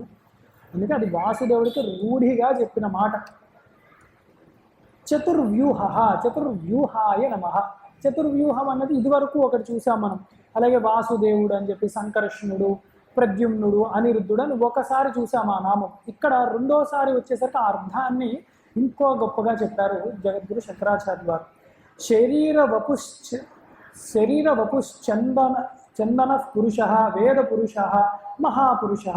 శరీర వపు చందో పురుష వేద పురుష మహాపురుష. ఇవి చతుర్వ్యూహములు. అంటే పరమాత్మ ఎలాగ దొరుకుతాడు, ఎక్కడ దొరుకుతాడు అని చెప్పేదే చతుర్వ్యూహములు. ఆయన ఒక చక్కటి వ్యూహాన్ని పన్నాడు. ఒక పజిల్ అనుకోండి, ఆ పజిల్ని ఛేదిస్తేనే దొరుకుతాడు ఆయన. మరి ఎక్కడ, ఎలాగ? ఇప్పుడు చూసారా ఎంత గొప్ప మాట ఇది, ఆసక్తికరంగా ఉన్నది. ఏమిటంటే శరీర పురుష, శరీరంలో దొరుకుతాడట పంచకోశ విచారణ చేస్తే, అదొక మార్గము. ఛంద పురుష అంటే వేదములలో దాని వేదాంతములు అవి ఏమి చెప్తున్నాయో ఉపనిషత్తులు దాన్ని పట్టుకుంటే దానిలో దొరుకుతాడు. ఇప్పుడు చూసాం మనం ఎలాగా మాండూక్య ఉపనిషత్తు యొక్క సహాయంతో. వేద పురుష కర్మలు చక్కగా చేసిన అది యోగముగా భాషించినప్పుడు అప్పుడు మనకి చిత్తశుద్ధి కలిగి క్రమేణ మనకి క్రమముక్తి లభిస్తుంది. అలా కూడా దొరుకుతాడట. మహాపురుష వీటిలన్నిటికీ అతీతముగా ఉన్నాడు. అది ఎలా దొరుకుతుంది అంటే మన వల్ల కాదు, అది జ్ఞానిని అడగాలి. అప్పుడు వాడు చెప్తాడు, జ్ఞాని ఆత్మైవ మే మతం. అసలు అక్కడికి ఇక్కడికి వెళ్ళక్కర్లేదు. నిన్నటి రోజు చెప్పుకున్నాం, సాలోక్య సామీప్య సారూప్య సాయుధ్య మోక్షములు ఉన్నాయి ముక్తులు, క్రమముక్తిలో. కానీ మహాపురుష అన్నది ఎవరికి తెలుస్తుంది అంటే జీవన్ముక్తుడికి తెలుస్తుంది. వాడు ఇక్కడ ఉండగానే ఆ సర్వ పరమాత్మ తత్వము వాడు అయి భావిస్తాడు. అదే అనన్యాశ్చింతయంతో మా నిన్న కూడా చెప్పాం, అపృథగ్భూత పరం దేవతం నారాయణ అని సర్వం గతాః సతాః. సర్వము వ్యాపించిపోయి ఉన్న నారాయణ తత్వాన్ని వాడి శరీరములోనే అపరోక్షానుభూతిగా తనకి భిన్నము కాని యొక్క అవస్థలో దర్శించగలిగే వాడిని అనన్య భక్తి అంటారు. ఇది శంకర భాష్యంలో ఉన్న మాటనే చెప్తున్నాను మీకు. ఇంత గొప్ప భావన అపరోక్షానుభూతి అని ఒక గ్రంథమే ఉన్నది, ప్రకటన గ్రంథమే. దానిలో ఎలాగా అన్న విషయాలన్నీ ఇంకా గొప్పగా విపులంగా జగద్గురువులు మనకు అందించారు. అందుకు ఇవి అన్నమాట. ఇవన్నీ కూడా చతుర్వ్యూహములుగా ఇక్కడ చెప్పబడ్డాయి. చతుర్గతయే నమః. ఆశ్రమాణం వర్ణానాం చతుర్ణాం యథోక్తకారిణాం గతి చతుర్గతి. 4 ఆశ్రమములు చెప్పబడి ఉన్నాయి, 4 వర్ణములు చెప్పబడి ఉన్నాయి. ఈ ఏ ఆశ్రమము అయినా మనకి ధర్మం అంటే ముఖ్యంగా ఇదే కదా, ఆశ్రమ ధర్మములు అంటారు. ఏ ఆశ్రమములో ఉన్నా ఏ వర్ణములో ఉన్నా కూడా పరమాత్మకి అందరూ సమానమే. ఎందుకంటే ఇవన్నీ ఎలా వచ్చాయి, గుణకర్మ విభాషిష. వాడి యొక్క గుణములు అంటే సత్వ రజస్ తమో గుణముల యొక్క మిశ్రమాన్ని బట్టి ఆ జీవుడే ఆ మనస్తత్వానితో ఆ జన్మని పొందుతూ ఉన్నాడు, వాడు ఆ అవస్థతో ఉంటున్నాడు. ఆశ్రమము ఏమిటంటే వాడి యొక్క సంస్కారములను వాడు వృద్ధి చెందుకుంటూ ఒక్కొక్క ఆశ్రమాన్ని దాడుతూ ఉన్నాడు. ఇవన్నిటినీ కూడా పరమాత్మయే చక్కగా కాపాడుతూ ఉంటాడు. నీవు ఏ వర్ణములో ఉన్నా ఏ ఆశ్రమంలో ఉన్నా కూడా అంతిమముగా అందరికీ కూడా ధర్మ అర్థ కామమోక్షమును చక్కగా అందించేవాడు ఒక పరమాత్మయే. మేము ఫలానా ఆశ్రమంలో ఉన్నాడు మాకు ఈ దేవుడు, మేము ఈ ఆశ్రమంలో ఈ దేవుడు అలాగనుకోవడానికి వీల్లేదు. ఈ అందరికీ కూడా ఒకటే గతి, అది పరమాత్మయే గతి, ఈశ్వరుడే గతి. అలాగే చతుర్భావాయ నమః. ధర్మార్థ కామ మోక్షాఖ్య చతుష్టయం భవత్యుత్పద్యతే యస్మాదితి చతుర్భవ. చక్కటి భావనలు చక్కగా మన యందు ధర్మ అర్థ కామ మోక్షములను ప్రసాదించేవాడు, అట్లాంటి బుద్ధి కలిగించేవాడు, మనల్ని కూడా వృద్ధి చేసేవాడు పరమాత్మ. అందుకే చతుర్విధే భజంతే మా అని కూడా అన్నారు కదా. అంటే నలుగురు కూడా ఆర్తో జిజ్ఞాసుడు అర్ధార్థి జ్ఞానేచ భరతర్షభ. ఆర్తులు ఉంటారు, జిజ్ఞాసు ఉంటాడు. ఆర్తుడు అంటే కోరిక ఉన్నది వాడికి, నాకు ఏదో కావాలి, ఏదైనా సుఖమో కావాలి, ఏదైనా పదార్థం కింద కావాలి, ఏదో కోరికలు ఉంటాయి వాడికి. జిజ్ఞాసు ఉంటాడు, పరమాత్మ తత్వాన్ని తెలుసుకోవాలి అని వాడు ఉంటాడు. వాడు వీళ్ళ భక్తి మార్గము జ్ఞాన మార్గం ఏదో పట్టుకుని నేర్చుకుంటూ ఉంటాడు. అర్ధార్థి ధనముగా కావాలి, లేదా అర్థిస్తున్నాడు, ఏదో ప్రార్థన చేస్తున్నాడు, లేదా జిజ్ఞాసు జ్ఞాని. జ్ఞాన ఆర్జన చేసేవాడు. నేరుగా జ్ఞాని అని తీసుకోలేము ఇక్కడ. జ్ఞానాన్ని ఆర్జించేవాడు, ఆరు వృక్ష స్థితిలో ఉండేవాడు. వీరందరూ కూడా అంటే సుమారుగా చూస్తే ధర్మార్థ కామ మోక్షల్ని కోరుకునేవాళ్ళు. వీళ్ళందరికీ కూడా గతి అవన్నీ కూడా ఈ ఈ ప్రసాదించేవాడు పరమాత్మయే అయి ఉన్నాడు. అలాగే చతుర్వేద విదే నమః. యథావద్ వేదవిత్ చతుర్ణాం వేదానాం అర్థమిది చతుర్వేదవిత్. ఈ 4 వేదములలో కూడా క్షుణ్ణంగా తెలుసుకున్నవి. అనంతావై వేద అన్నారు. ఇప్పుడు కనపడిన 4 వేదములు ఇప్పుడు ఉన్నది మాత్రమే కాదు. ఒకనొక ఉపనిషత్తులో కూడా చెప్తూ ఉంటారు. ఒకనొక సమయంలో బృహస్పతి తపస్సు చేసుకుంటూ కూడా కొన్ని వేల సంవత్సరములు, అప్పుడు బ్రహ్మగారు వచ్చాక ఇన్ని వేల సంవత్సరాలు క్షుణ్ణంగా అధ్యయనం చేశాను, వేదాన్ని తెలుసుకున్నాను. ఎంత తెలుసుకున్నానంటే 4 పెద్ద కొండల్ని చూపెట్టాడు. దానిలో పిడికేలు మట్టి చూపెట్టి ఇంత నేర్చుకున్నావు అన్నాడు. ఇట్లా అయితే ఎప్పటికవుతుంది? ఎప్పటికీ కాదు. అనంతమైనది వేదము. ఆ సారాన్ని తెలుసుకో, బాగుపడతావు. అంతేగాని ఇది నేను నేర్చుకుంటాను తెలుసుకుంటానంటే అది ఎవరి వల్ల అయ్యేది కాదు. ఎవరి వల్ల అయ్యేది కాదు అంటే మరి ఎట్లా అంటే పరమాత్మకే తెలుసు. ఎందుకు అంటే వేద పురుషుడు ఆయన, వేద స్వరూపమే పరమాత్మ. ఆయన గురించి ఆయనకి తెలుసు కాబట్టి అందుకు వేదవిత్ ఆయన. చతుర్వేదవిత్ 4 వేదములు క్షుణ్ణముగా తెలిసినవాడు. ఎందుకు? ఆ స్వరూపముగా పరమాత్మ ఉన్నాడు. ఏకపాత్. ఇప్పుడు పైన చెప్పినవన్నీ ఎక్కడ తెలుసు అంటే ఏకపాత్. ఇందాక చెప్పాం కదా, ఎక్కడ ప్రారంభించాము? చతుర్మూర్తి. జాగ్రత్త స్వప్న సుషుప్తి అవస్థల్లో మనం చూసాము. విరాట్ స్వరూపము జాగ్రత్త అవస్థలో ఉన్నది అన్నది కూడా తెలుసుకున్నాం. అందుకు ఈ ఏకపాతని, ఇవన్నీ కూడా అవస్థలన్నీ కూడా ఏకాంశతోనే ఆయన భరిస్తున్నాడు, మనము తెలుసుకుంటున్నాము. ఏకః పాదోస్యేతి ఏకపాత్. ఒక పాదముతోనే నిలబెట్టి ఉంచాడు ఆయన. పాదోస్య విశ్వాభూతాని అని ఇతర ఉపనిషత్తులో మనం చూసాం. పురుష సూక్తం తెలిసిన వాళ్ళకి కొంచెం అదే అర్థమవుతుంది. విష్టభ్యాహమిదం కృష్ణం ఏకాంశేన స్థితో జగత్. ఇది భగవద్గీతలో మాట. ఇందా నుంచి అదే విభూతి యోగం అంతా అయ్యాక ఆయన ఇదే చెప్పాడు. ఇది అది కాదయ్యా, అన్ని విభూతులు నావే, కానీ విశ్వరూపంలో కూడా ఇదంతా కూడా ఒక పాదముతోనే నేను పట్టి కూర్చోబెట్టాను. ఏమిటా రహస్యం అంటే ఇదిగోండి ఈ నామాల గుంపులో ఉన్నది. చక్కగా వేదాంత స్మరణ మనకు అవుతూ ఉన్నది ప్రతిరోజు కూడా. ఇది చాలా గొప్ప విషయం. అందుకే శాస్త్రము, విష్ణు సహస్రనామము శాస్త్రము కూడా. తర్వాతి నామములు సమావర్తో నివృత్తాత్మ దుర్జయో దురతిక్రమ దుర్లభో దుర్గమో దుర్గో దురావాసో దురారిహ. ఇంత గొప్ప వేదాంత రహస్యం ఉంది కాబట్టి కష్టతరం అది. విచారణ కష్టం. ఎవరికైనా పని చెయ్యండి, ఇదేదో విషయం ఉంది, ఈ ఎయిర్ కూలరు దాన్ని ఇలా ఆన్ చేయండి, కరెంటు వస్తుంది, నీళ్లు పోయండి అంటే అది చేసేస్తారు. ఇది కర్మ. అది సరిగ్గా ఉందా, ఎలా ఉంది, ఎలాంటి ఎయిర్ కూలర్ అయితే బాగుంది అనుకున్నాం అనుకోండి, దాని గురించి తెలుసుకుంటున్నాం, జిజ్ఞాస, అదొకటి. అలా కాదు, ఇదంతా విప్పదీసి మళ్ళీ సరిగ్గా చేయండి అంటే అప్పుడు కష్టం. మనకి కొత్తది తయారు చేయండి అంటే కష్టం. ఎందుకంటే బుద్ధికి పని పడుతుంది అక్కడ. ఎప్పుడు అదే విచారణ. భగవత్ తత్వము కొందరికే అవగతం అవుతూ ఉంటుంది. అందుకే బహూనాం జన్మనాం అని అక్కడ చెప్పారు. అలాగే అద్వైత తత్వం రావాలంటే ఈశ్వరానుగ్రహాదేవ పుంసాం అద్వైత వాసన. ఈ అద్వైత తత్వం తెలియాలంటే మళ్ళీ ఈశ్వరుడు అనుగ్రహం ఉండాలి. కాబట్టి కష్టతరమే. అవన్నీ ఎందుకు అన్నది ముందు చూసాం. అంత కష్టమైన వేదాంతము గూఢమైనది, గోప్యమైనది. అదే చెప్పేదే ఈ నామములు. అది కష్టమైనది, అసాధ్యం అనలేదు, కష్టమని చెప్పారు అంతవరకు.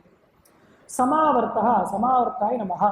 పరమాత్మ ఇంత గొప్పగా ఈశ్వరుడు అన్నిటికీ అంటకుండా విశ్వముగా ఉన్నా కూడా చక్కగా తన మాయతో ఈ విశ్వాన్నంతా కూడా తిప్పుతూ ఉన్నాడు. ఈ కాలచక్రాన్ని తిప్పుతూ ఉన్నాడు. కాబట్టి సమావర్తుడు ఆయన. సంసార చక్రస్య సమ్యగావర్తక ఇది సమావర్త. సంసారము అంటే పెళ్ళైన వాళ్ళకి ఉండే సంసారం అని కాదు. అవిద్య, అజ్ఞానము, జీవభావన, దేహాత్మ భ్రాంతి, దీన్ని సంసారము అంటారు. దీన్ని చక్కగా తిప్పుతున్నాడు ఆయన. అది కూడా ఎలాగ నిర్వర్తించాలో అలా దానికి ఒక వ్యవస్థని ఏర్పరిచారు. ఏమిటది అంటే మనం ఉన్నాము, మనుష్యులము. మనం యజ్ఞయాగాది కర్మలు చేస్తూ ఉండగా దాని నుండి దేవతలు అవి స్వీకరిస్తున్నారు. వారు ఏం చేస్తున్నారు? మనకి కావాల్సిన చక్కగా వర్షాన్ని కురిపిస్తున్నారు. ఆ వర్షంలో చక్కగా పంటలు వస్తూ ఉన్నాయి. ఆ పంటల్లో పండేవన్నీ కూడా మనం చక్కగా స్వీకరిస్తూ దానిలో కొంత భాగాన్ని ఈశ్వరార్పణ బుద్ధియా మనం స్వీకరిస్తూ మళ్ళీ వాటినే యజ్ఞయాగాది కర్మలు చేస్తున్నాం. అదే కర్మచక్రము. చక్కగా తిప్పుతున్నాడు. ఆ వ్యవస్థ ఏర్పరిచారు. ఏ ఒక్క చోట తేడా వచ్చినా వేరే వ్యవస్థ దెబ్బతింటూ ఉంటుంది. అందుకే ప్రతి ఒక్కళ్ళు ధర్మ ఆచరణ ఎందుకు చేయాలంటే ప్రతి ఒక్కళ్ళు ముఖ్యమైన భాగాన్ని మనము ముఖ్యమైన భాగస్వాములై ఉన్నాం ఈ కర్మచక్రంలో, ఈ భూమండలం అంతా కూడా. నేను కనుక నా పని చేయకపోతే ఆ తంతు తెగిపోతుంది, ఆ భారం వేరేవాడు స్వీకరించవలసి వస్తుంది. కాబట్టి అందరూ ధర్మాన్ని ఆచరించాలి. అనివృత్తాత్మనే నమః. సర్వత్ర వర్తమానత్వాత్ న నివర్తతే ఆత్మ విషయేభ్యోస్యేతి అనివృత్తాత్మ. అంత గొప్ప సంసార చక్రాన్ని తిప్పుతున్నాడు కానీ పరమాత్మ ఆయన దేని యందు కూడా భ్రమకి లోనవ్వట్లేదు. వీళ్ళు ఇలా ఉన్నారు, దేవతలు గొప్పవాళ్ళు, మనుషులు మధ్యస్థులు, రాక్షసులు చెడ్డవాడు. పరమాత్మకు అట్లా లేదు. అందుకే మనం అనుకుంటాం పరమాత్మకి ఏముందని నేను సంకల్పం చేసి రాక్షసులందరినీ చంపేయచ్చు కదా. ఆయనకి రాగద్వేషం లేదు కదా, ఆయన చెయ్యడు ఆ పని. మనకి ఒకవేళ రాక్షసులతో ఇబ్బంది కలిగితే మనం పరమాత్మను ఆశ్రయిస్తే, మనము గొప్ప వాళ్ళందరూ మహర్షులు కూడా ఈశ్వరార్పణ బుద్ధితో కర్మలు చేసి ఈశ్వరార్పణమస్తు అని సంకల్పం విడిచిపెడితే ఆ కర్మలను తీసుకొని పరమాత్మ అవతారం తీసుకుంటాడు. లేకపోతే పరమాత్మ కర్మలు ఎక్కడివి అవతారం తీసుకోవడానికి? అందుకు మనం ఈశ్వరార్పణమస్తు అన్నాడము అలవాటు చేసుకోవాలి. అప్పుడు చక్కగా సమిష్టిగా అది పనికొస్తుంది, వ్యక్తిగతంగా మాత్రమే కాకుండా. అందుకని అనివర్త్య, ఆయన దేనిలో కూడా ఇరుక్కోడు, కర్మచక్రాన్ని తిప్పుతున్నాడు కానీ కర్మలకు అంటాడు పరమాత్మ. అలాగే దుర్జయాయ నమః. ఆయన్ని ఎవ్వరూ జయించ శక్యము కాడు. అంటే ఇప్పుడు మనం ఏదైనా ఒక రన్నింగ్ రేస్ పెట్టుకున్నాము, ఇక్కడ నుంచి ఫలానా చోట వరకు మనం పరిగెత్తాలి. పరిగెత్తాక మనం ఏంటాం, నేను జయించానండి అంటాం. అలాగే మనం సాధనలో ఏదైనా పూర్తి చేసి నేను జయించానండి, పరమాత్మ తెలిసాను అన్నామా, తప్పులో కాలేసినట్టే. తెలుసుకున్నాడు అన్నప్పుడే వాడికి ప్రమాదంలోకి వచ్చినట్టు. ఎవ్వడికి తెలుసుకోవడం శక్యం కాదు. ఎందుకు తెలుసుకున్నాము అంటే మన శరీరంలో దేని వల్ల తెలుసుకుంటున్నాము? బుద్ధి వల్ల. బుద్ధి వల్ల తెలుస్తుందా పరమాత్మ? తెలియదు. ఆ పదార్థం తెలిసేది కాదు. ఎందుకు? అనుభవైక్యమైనది పరమాత్మ తత్వం. విజ్ఞానమయ కోశం గురించి మాట్లాడుతున్నాం. బుద్ధి అంటే దాని లోపల ఆనందమయ కోశముగా ఉన్నవాడు పరమాత్మ. అది అనుభవించాలి తప్ప మననం చేశానండి, ఏదో ఇంత క్షుణ్ణముగా తర్కముతో నేను తెలుసుకున్నాను అంటే అలా తెలిసేది కాదు. కాబట్టి దుర్జయుడు. అలాగే ఎన్ని అవతారాలు తీసుకున్నా కూడా ఏ ఒక రాక్షసులు కానీ వాళ్ళు ఎవరూ కూడా పరమాత్మను జయించలేకపోయారు. రెండు అర్థాలు ఉంటాయి. జేతుం నశక్యతే ఇది దుర్జయ. పరమాత్మని జయించలేరు ఎవరు, చాలా కష్టతరము. పొందలేరు అని కూడా, పొందడం కష్టమే. చిక్కడు శృతిలతి కావలికి అన్నారుగా, అక్కడ కూడా దొరికేది కాదు. ఆయన భక్తికి దొరుకుతాడు అన్నారు. మళ్ళీ భక్తి ఎక్కడ? ఇక్కడ నుంచి పుట్టాలి. అలాగే దురితక్రమాయ నమః. భయహేతుత్వాత్ అస్యాజ్ఞాం సూర్యాదయో నాతిక్రాంతేతి దురితక్రమః. అంటే ఆయన యొక్క వ్యవస్థ ఎలా ఉంటుంది అంటే, మనమైనా ఒకరోజు బడలిక వచ్చిందని 6ంటికి లేచేవాడు 7ంటికి లేవచ్చు, 7ంటికి లేచేవాడు 10ంటికి లేవచ్చు, అలా అవ్వచ్చు. కానీ ఆయన వ్యవస్థలో స్వచ్ఛముగా శుద్ధముగా గుణాతీతముగా ఉన్నవి ఏమున్నాయంటే ఈ సూర్యచంద్రాదులు లేదా అష్టమూర్తులు ఉన్నాయి. ఇవి మటుకు ఆయన యొక్క ఆజ్ఞను అతిక్రమించవు. అందుకే సూర్యుడు ఎలా ఉదయించాలో అలా ఉదయిస్తాడు. అయ్యో పలానా ఆయన లేవట్లేడండి, కొంచెం ఎండ తగ్గిస్తాను అని అలాగా ఆయనకు ఉండదు. లేచి తీరుతాడు. ఎందుకు లేస్తున్నాడు ఆయన? ఈశ్వరుడు అంటే భయము కాబట్టి. అదే ఒక చోట భయాదస్యాగ్ని స్తపతి భయాత్తపతి సూర్య భయాదింద్రశ్చ వాయుశ్చ మృత్యుర్ధావతి పంచమః అని కఠోపనిషత్తులో చెప్పారు. ఈశ్వరుడు అంటే భయము. ఆ భయం స్వరూపం ఎలా ఉంటుందో అర్జునుడు ఒకటి చూడగలిగాడు. అలాంటి భయపడతారట. ఎవరెవరు అంటే అగ్ని భయపడుతుంది. మనం అగ్నిని చూస్తే మనం భయపడతాం, అయ్యో కాలుస్తుంది అగ్ని అని. సూర్యుని చూస్తే ఇప్పుడు మనం అందరం భయపడుతూనే ఉన్నాం, అమ్మో సూర్యుడు తీవ్రంగా ఉన్నాడు అని అలా భయపడుతున్నాం. వాయువు కూడా ఉన్నంత ఉంటే బాగుంటుంది, కానీ వాయువే గట్టిగా వీస్తే మొత్తం ఎగిరిపోతాయి పర్వతాలతో సహా కూడా. అలా వాయువు, అంతటి వాయువు కూడా ఈశ్వరుని చూసి భయపడుతూ ఉంటాయి. అలా ఇంద్రాది దేవతలు కూడా ఈశ్వరుడు యొక్క అనుజ్ఞకి భయపడుతూ ఉంటారు. వీళ్ళు వాళ్ళు కాదయ్యా, మృత్యుర్ధావతి పంచమః. సాక్షాత్తు మృత్యుదేవత, సర్వ జగత్తు కూడా మృత్యుదేవతను చూస్తే భయపడతాడు. ఆయన ఎందుకు వచ్చాడా? అందరూ ఆయన దేవతే, ఆయన గొప్పవాడే, ధర్మదేవత కూడా.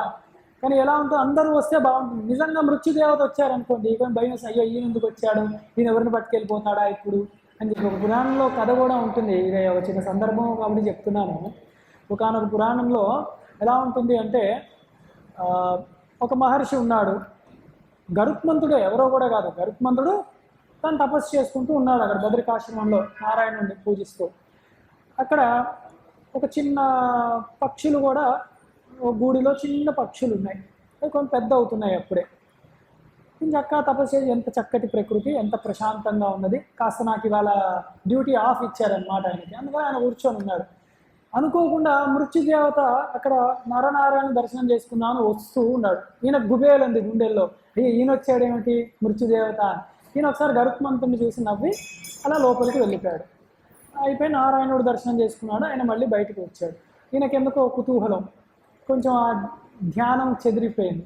స్వామి మీరు అసలు ఇక్కడికి ఎందుకు వచ్చారు, కొన్ని వచ్చేదేదో వెళ్ళొచ్చు, నన్ను చూసి ఎందుకు నవ్వారు అంటే, లేదు నాయన ఏదో నవ్వానంతే, ఏమీ లేదు, నిన్ను చూసే నీ గురించి కాదులే, కంగారేం పడకు అని. మరి ఇక్కడ ఏదో చేయడానికి వచ్చాడు ఈయన, లేకపోతే మామూలుగా రాడు కదా అని చూశాడు. అయ్యో ఒక పక్షి పిల్లలు ఉన్నాయి, కొంప తీసి అంటే పక్షులు కొంత పెద్ద అవుతున్నాయి, దాని మీద ఈయన దృష్టి పడిందా అని మనసులో ఉన్న చెప్పేశాడు. స్వామి మీరు ఎప్పుడు సత్యమే చెప్తారు కాబట్టి కొంప తీసి అంటే, అవును నాయన వాటికి కాలం అయింది, ఆ పని మీదే వచ్చి పనిలో పని స్వామి దర్శనం చేసుకోవడానికి వచ్చాను. అయ్యయ్యో ఇప్పుడు ఈ పక్షులు నా జాతికి చెందినవి, వీటిని కాపాడాలి అని ఈయన అనుకున్నాడు. సరే అంతర్ధానం అయిపోయాడు యముడు. కాసేపు గరుత్మంతుడు ఎలాగైనా కాపాడాలి అని చెప్పి ఏం చేశాడు, ఆ పక్షి పిల్లల్ని తీసుకొని ఎక్కడో ఒక అడవుల్లోకి, చాలా కొన్ని కిలోమీటర్ల దూరంలోని దట్టమైన అడవిలో పెద్ద వృక్షంలో ఆ కొర్రలో దాచాడు. దాచి ఇది ఇంకా పట్టుకోలేరు ఎవరు అని అన్నాడు. అప్పుడు అమ్మయ్య అని యముడు ప్రత్యక్షమయ్యి అలా తీసుకెళ్ళిపోయాడు. అదేమిటయ్యా ఎంత కష్టపడి ఇక్కడికి తెస్తా అంటే, నేను ఇటు వచ్చేటప్పుడు అదే అనుకున్నాను, ఇక్కడున్న పక్షులకి ఆ ప్రదేశంలో చావు రాసి పెట్టింది, ఇది ఎట్లాగా అని నాకు అర్థం కాక నవ్వుకుంటూ వెళ్ళాను, మరి నీ వల్లనే అక్కడికి తీసుకొచ్చావు, ఇదంతా ఈశ్వరుడు యొక్క ప్రణాళిక నాయన, నీకు నాకు కూడా పాపం తగలి కంగారు పడకు అని. అంత భయపడిపోతారన్నమాట యముడి యొక్క దర్శనం అవుతే.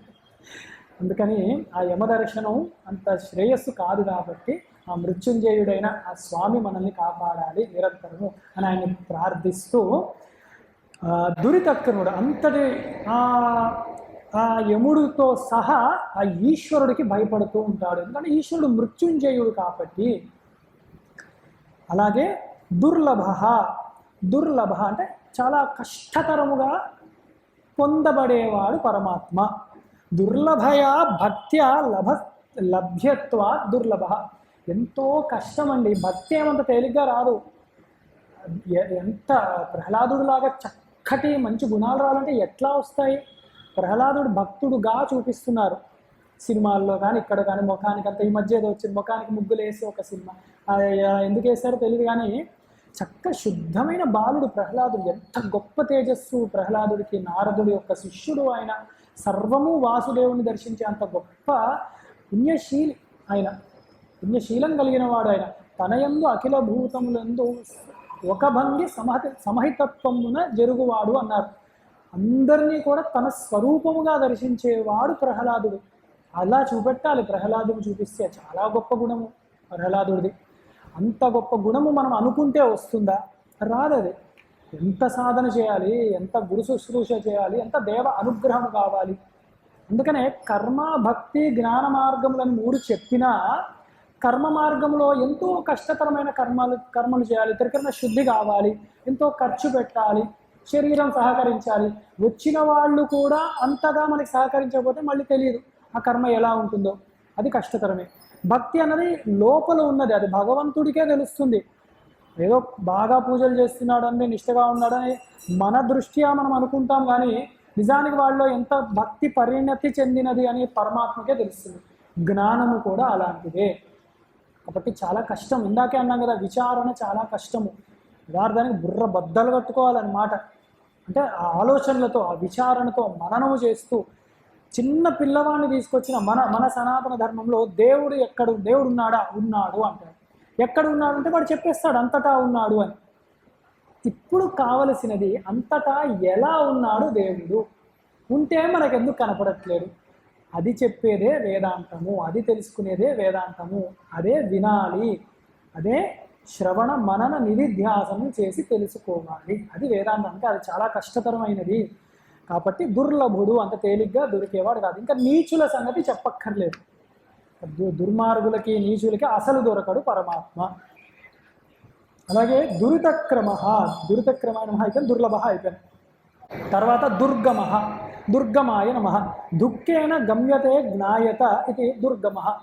భగవంతుణ్ణి చేరుకోవాలన్నప్పుడు కొంచెం దుఃఖతరమే, క్లేశతరమే, కష్టతరమే. కానీ అది అలా అని చెప్పి భగవంతుని చేరుకుంటే అబ్బా కాళ్ళు నొప్పులు వస్తున్నాయి, నడుము నొప్పి వస్తుంది, ఇంత చదవాలి, ఇంత నేర్చుకోవాలి అనుకుంటున్నాం. దుఃఖము అంటే కొంచెం క్లేశము ఉన్నది, మనకి కష్టముగా ఉన్నది అనుకుంటున్నాం. సరే ఇది చెయ్యొద్దు, చక్కగా సంసారంలో ఉందాము. ఇదేమైనా ఆనందంగా ఉందా? ఇదేమైనా గొప్పగా ఉందా? ఈ బంధువులందరూ వచ్చారు, అందరూ గుమ్ముగూడారు, అందరూ కలిసి ఏదైనా సత్సంగం అదేమైనా? అలాగేం లేదే. ఓ నలుగురు కలిసి ఇంకో నలుగురు గురించి మాట్లాడుకుంటూ ఉంటారు. లేకపోతే ఎప్పుడు తిండి గొడవ, నిద్ర గొడవ, ఇక్కడ నుంచి ఎటో పోవాలి, అటు నుంచి ఎటో పోవాలి, ఇంతే. ఇలాంటి ఎండాకాలం వస్తే ఏముంది మన డిస్కషన్? ఒక పచ్చడి ఎలా పెట్టాలి, కొన్ని అలా పెట్టి ఊరుకుంటారా? అట్లా కాదు. అల్లప్పుడు మా పెళ్ళిలో ఇలాంటి పచ్చడి చేశారండి, అది అట్లా ఉంది, మీరు చేసిన దానిలో ఇది తక్కువైంది, నేను చేసిన దానిలో అది తేడా వచ్చింది, ఇది. ఇంతకు మంచి ఏమైనా మాట్లాడుకున్నామా? అది ఏమైనా అందంగా ఆనందంగా ఉందా? ఏమీ లేదు. అందుకని ఆ కష్టం ఏదో పరమాత్మ దగ్గర కష్టపడితే శాశ్వత సుఖం ఎప్పటికన్నా వస్తుంది కదా సాధన చేస్తే. ఈ సంసారంలో ఏమీ లేదు, లౌకిక విషయాలు మాట్లాడుకుంటూ కూర్చోవడం, కాసేపు మనకే బోరు కొడుతుంది, వాడు వెళ్ళిపోయి మనమే తిట్టుకుంటాం కూర్చొని. ఏకాంతే సుఖమాశ్రతాం అని చెప్పారు శంకరాచార్యులు వారు. ఏకాంతంలోనే సుఖం ఉంటుంది. అలాగే దుర్గ, దుర్గమాయ నమ. అంతరాయ ప్రతిహతైర్దుఃఖ నవాప్యతి ఇది దుర్గ. ఈ అంతరంగములో మనం వెతుకుతే కానీ పరమాత్మ దొరకడు. ఇది మనం రోజు చదువుకునేదే. ఎక్కడ అంటే లలితా సహస్రనామంలో ఉన్నాం, మనం చదువుతూనే ఉన్నాం కదా. ఏం చదివాం మనము? బయటంతా వెతుకుతూ ఉంటే అసలు దొరకదు, లోపల చాలా తేలికగా దొరుకుతూ ఉంటుంది అమ్మవారి యొక్క తత్వము. ఎందుకంటే బయట అసలు దొరకదు, పరమాత్మ అంతటా ఉన్నాడు. ఎందుకు దొరకట్లే మనకి? అనేకములు అయిపోయి ఉన్నది, నామరూపములు కలిసిపోయి ఉన్నాయి. దీన్నే ఓతఃప్రోతములు అంటారు వేదాంతంలో. అంటే ఒక బట్టగా కనపడుతోంది, కానీ ఇవన్నీ బట్ట కాదు, కొన్ని దారములు, తంతువులన్నీ ఇలా కలిసిపోయి ఉన్నాయి. అందుకు ఇది ఒక ముద్దలా కనపడుతోంది మనం, ఒక వస్తువులాగా, కానీ యథార్థానికి దారములు కలిసి ఉన్నాయి. అలాగే ఈ సచ్చిదానంద పరమాత్మ నామరూపాత్మమైన జగత్తు కలిసిపోయి ఉంది. అందుకే అంతర్ముఖ సమారాధ్య బహిర్ముఖస్సు దుర్లభ అన్నది. లోపల నువ్వు వెతుక్కుంటే కొంచెం దొరుకుతుందేమో అమ్మవారు. ఎలాగా నేను చెప్పాం, అహమిత్యేవ విభావయే భవాని. అహమన్న స్వరూపముగా అమ్మవారే ఉన్నారు. ధ్యాన శ్లోకంలోనే ఉన్నది, కరుణా తరంగితాక్ష్యంలోనే ఉంటుంది. అహమిత్య విభావయే భవాని, నా అహం స్వరూపముగా ఆత్మ ఏదైతే ఉందో అది నీవే అమ్మా. అలాగే ప్రకాశిస్తున్నా, అలాగే తెలుసుకోవాలి. అలా తెలుసుకున్నప్పుడే అంతర్ముఖ సమారాధ్య బహిర్ముఖసు దుర్లభ, కష్టతరము అని. దురావాస నమ. దుఃఖేన వాస్యతే చిత్తే యోగిభి సమాధావతి దురావాస. యోగులు చాలా కష్టపడి శరీరాన్ని కృషింపజేసి, ఒకసారి పతంజలి యోగం అంటారు, ఇంకోటి హఠయోగం అంటారు, ఇన్ని చేసి ఒళ్ళంతా బిగించి మనసు ఎక్కడా పోకుండా నిగ్రహించి అంత కష్టతరంగా కొంత పరమాత్మ యొక్క ఆనందాన్ని అనుభవిస్తున్నారు, సాయుధ్యాన్ని. కానీ జ్ఞాని అంత కష్టపడకుండానే అనుభవిస్తున్నాడు. ఒక ప్రహ్లాదుడిలా, ఒక ఉపమన్యువులా, ఒక శంకరాచార్యుల వారిలా నువ్వు కష్టతరముగా యోగముతో లభిస్తున్నారు. అనేక యోగములు ఉన్నాయి, కష్టమే కానీ అసాధ్యము కాదు. అనేక మార్గములు చెప్పారు మనకు. అందుకే ఒకటనే ఎప్పుడు చెప్పలేదు. వాడి ప్రారంధానికి, వాడి శరీరానికి, వాడి పుణ్య విశేషంగా దొరికిన గురువు బట్టి వాడి సాధన వాడి కొనసాగిస్తుంది. కానీ నదులన్నీ సముద్రంలో కలిసినట్టు ఇవన్నీ కూడా ఒక సమయంలో ఈశ్వరుణ్ణి చేరాలి, లేకపోతే వ్యర్థమైపోతాయి విద్యలు. అందుకే దురావాస. అలాగే దురారిహ, ఇక్కడ మటుకు కొంచెం ఊరట. ఏమిటి అంటే దురారినో దానవాదయ స్తాత్ హంతీతి దురారిహ. దానవులు ఎవరైతే ఉన్నారో, దానవులు అంటే రాక్షసులు అని మనం చెప్తాము. ఇక్కడ వేదాంతపరంగా చూసుకున్న రాక్షసులు అంటే తమోగుణ ప్రధానులు, రజోగుణ ప్రధానులై ఉంటారు. వారు ఎప్పుడూ ఒకరిని హింసిస్తారు. అలాంటి దుర్గుణములు ఏదున్నా కూడా వాటిని హంతి సమూలముగా నాశనము చేసేవాడు పరమాత్మ. అంతర్ముఖంగా బాహ్యముగా కూడా ఉన్న శత్రువులని చక్కగా ఆయన సమూలముగా నాశనము చేసి సాధనలో మనం పరిపక్వత చెందడానికి సహాయము చేసేవాడు పరమాత్మ. అందుకే దురారిహ, ఇది దురారిఘ్నే నమః అని. తర్వాత ఇంకొక నామాల సమూహము శుభాంగో లోకసారంగ సుతంతు స్తతువర్ధన ఇంద్రకర్మ మహాకర్మ కృతకర్మ కృతాగమ. శుభాంగాయ నమః, చక్కటి అంగ సౌష్ఠవములు కలిగిన వాడు. ఎలాగా అంటే మనకి ముఖ్యంగా తెలిసిన దశావతారములు చూసుకున్నా ఆయన ఒకసారి చాపగా వచ్చాడు, కూర్మముగా వచ్చాడు, వరాహముగా, నారసింహముగా, వామనుడిగా, పరశురాముడిగా, రాముడిగా, కృష్ణుడిగా కూడా వచ్చాడు. ఇలా ఎలా వచ్చినా కూడా ఎంత విభిన్నమైన అవతారాలు ఇవి. ఎలా వచ్చినా కూడా దివ్యములుగా ఉన్నాయి, ఆ అవతారం దివ్యములుగా ఉన్నాయి ఆ యొక్క శరీరముల యొక్క అంగములు. అంటే వామనుడు పొట్టిగా ఉన్నాడండి, అలా ఒకలా ఉన్నాడు అట్లా అనడానికి వీల్లేదు. నా కృష్ణుడైతే మన మనసు పట్టుకుంటోంది, నారసింహుని చూస్తే భయం వేస్తుంది, అలా మనం అనుకోవడము తప్ప అలా లేదు. దివ్యమైన అంగములు కలిగిన వాడు. శోభనైరంగైర్ ధ్యేయత్యాత్ శుభాంగ. ఏ యొక్క శరీరములో ప్రతి అంగముల్ని కూడా ధ్యానము చేసే యోగ్యము కలిగినదో అలాంటి వాడు శుభాంగుడు, శోభనాంగుడు, పరమాత్మ ఈశ్వరుడు. అందుకే మనకి ఆపాదమస్తకము అర్చన విధానం ఉంది. ఎక్కడో అక్కడ ఒక చోటైనా మనస్సు నిలబడితే అదొక ధ్యానం అయిపోతూ ఉంటుంది. లేదా లోకసారంగాయ నమః. లోకానాం సారం సారంగవత్ భృంగవత్ గృహ్ణాది లోకాసారంగ. ఆయన ఎలా ఉంటాడు అంటే లోకములోనే సారముగా కలిసిపోయి ఉన్నాడు. ఆ సారాన్ని మనం తెచ్చుకోవాలి. అది ఎలాగా అంటే జ్ఞానం. అదే సర్వ జగత్తులో కూడా సారము ఏమిటి అంటే జ్ఞానమే, సచ్చిదానందమే. అది గ్రహించాలి. ఆయన సారముగా ఉన్నాడు పరమాత్మ. దాన్ని తీసుకోవాలి. ఎవడో ప్రహ్లాదుడు లాంటి వాడి వల్లనే మందార మకరంబులో తేలు మాధుర్యములో తేలు మధుపంబులోనే మదనములకు అని. అంత అసలైన సారము తెలుసుకున్న వాడిని ఇదంతా వ్యర్థము అని తెలుసుకున్నవాడు ప్రహ్లాదుడు. అలా తెలుసుకోవాలి మనము. అలాగే లోక సారమైన ఓంకారము అన్నది ఒకటి ఉన్నది. ఆ ఓంకార స్వరూపుడు అయిన వాడు పరమాత్మ. ఆ ఓంకార స్వరూపం యొక్క తత్వ అర్థ విచారణ తెలుసుకోవాలి. చాలామంది ఆ ప్రణవము, ఆ మర్యాద కూడా అంటాం, ఓంకారమును కూడా అనరు ఎవరు తెలిసిన వాళ్ళ శిష్యులు. ప్రణవము అంటాం, అలా ఉచ్చరించకూడదు ఎవరు పడితే వాళ్ళు బయటికి. అదొక ఫ్యాన్సీ అయిపోయింది ఈ మధ్య, అలా చేయకూడదు. తర్వాత సన్యాసులకే చెప్పబడింది, వాళ్ళు కూడా జపం చేయరు, అర్ధ విచారణ చెయ్యాలి. అది ఎలా చెయ్యాలి అంటే మళ్ళీ మాండూక్యోపనిషత్ సహకారం తీసుకుంటే ఓమిత్యేతదక్షరమిదకం సర్వం అని చెప్పి దానిలో చాలా విస్తారంగా చెప్పారు. అది గురుముఖత తెలుసుకొని జాగ్రత్తగా మననము చేయవలసినది. అది దాని పైకి చెప్తే విషయం కాదు. అందుకని ఆ లోకం యొక్క సారముగా ఓంకార స్వరూపుడుగా ఉన్నాడు. ఎంత విచిత్రం చూడండి, ఇన్ని నామములు ఉన్నాయి, 1000 నామములు. అమ్మవారికి అంతే, ఎలా ఏ రూపం తీసుకున్నా అన్ని నామములు చదివేటప్పుడు ముందు ఒకటే అక్షరం పెడతాం, ఇదే ప్రణవం పెడతాం, లేదా శ్రీకారం కూడా పెడతాం అనుకోండి. చూసారా, ఈ నామములు గుణములు ఇవన్నీ మారుతున్నాయి, ఆ ప్రణవం మటుకు మారట్లేదు. ఆ ప్రణవము యొక్క ఒకానొక గుణమే ఒక్కొక్క నామముగా భాషిస్తూ ఉన్నది. అది తెలిసినప్పుడు కేవలం ప్రణవం చెప్పం, లేదా కేవలం శ్రీకారము చెప్పము. శ్రీ విష్ణువర్మ శ్రీ విశ్వస్మి నమః అని అనము. శ్రీకారం కూడా మనకి సాక్షాత్ పరబ్రహ్మమునే చెప్తున్నది అని అర్థమవుతుంది మనకి.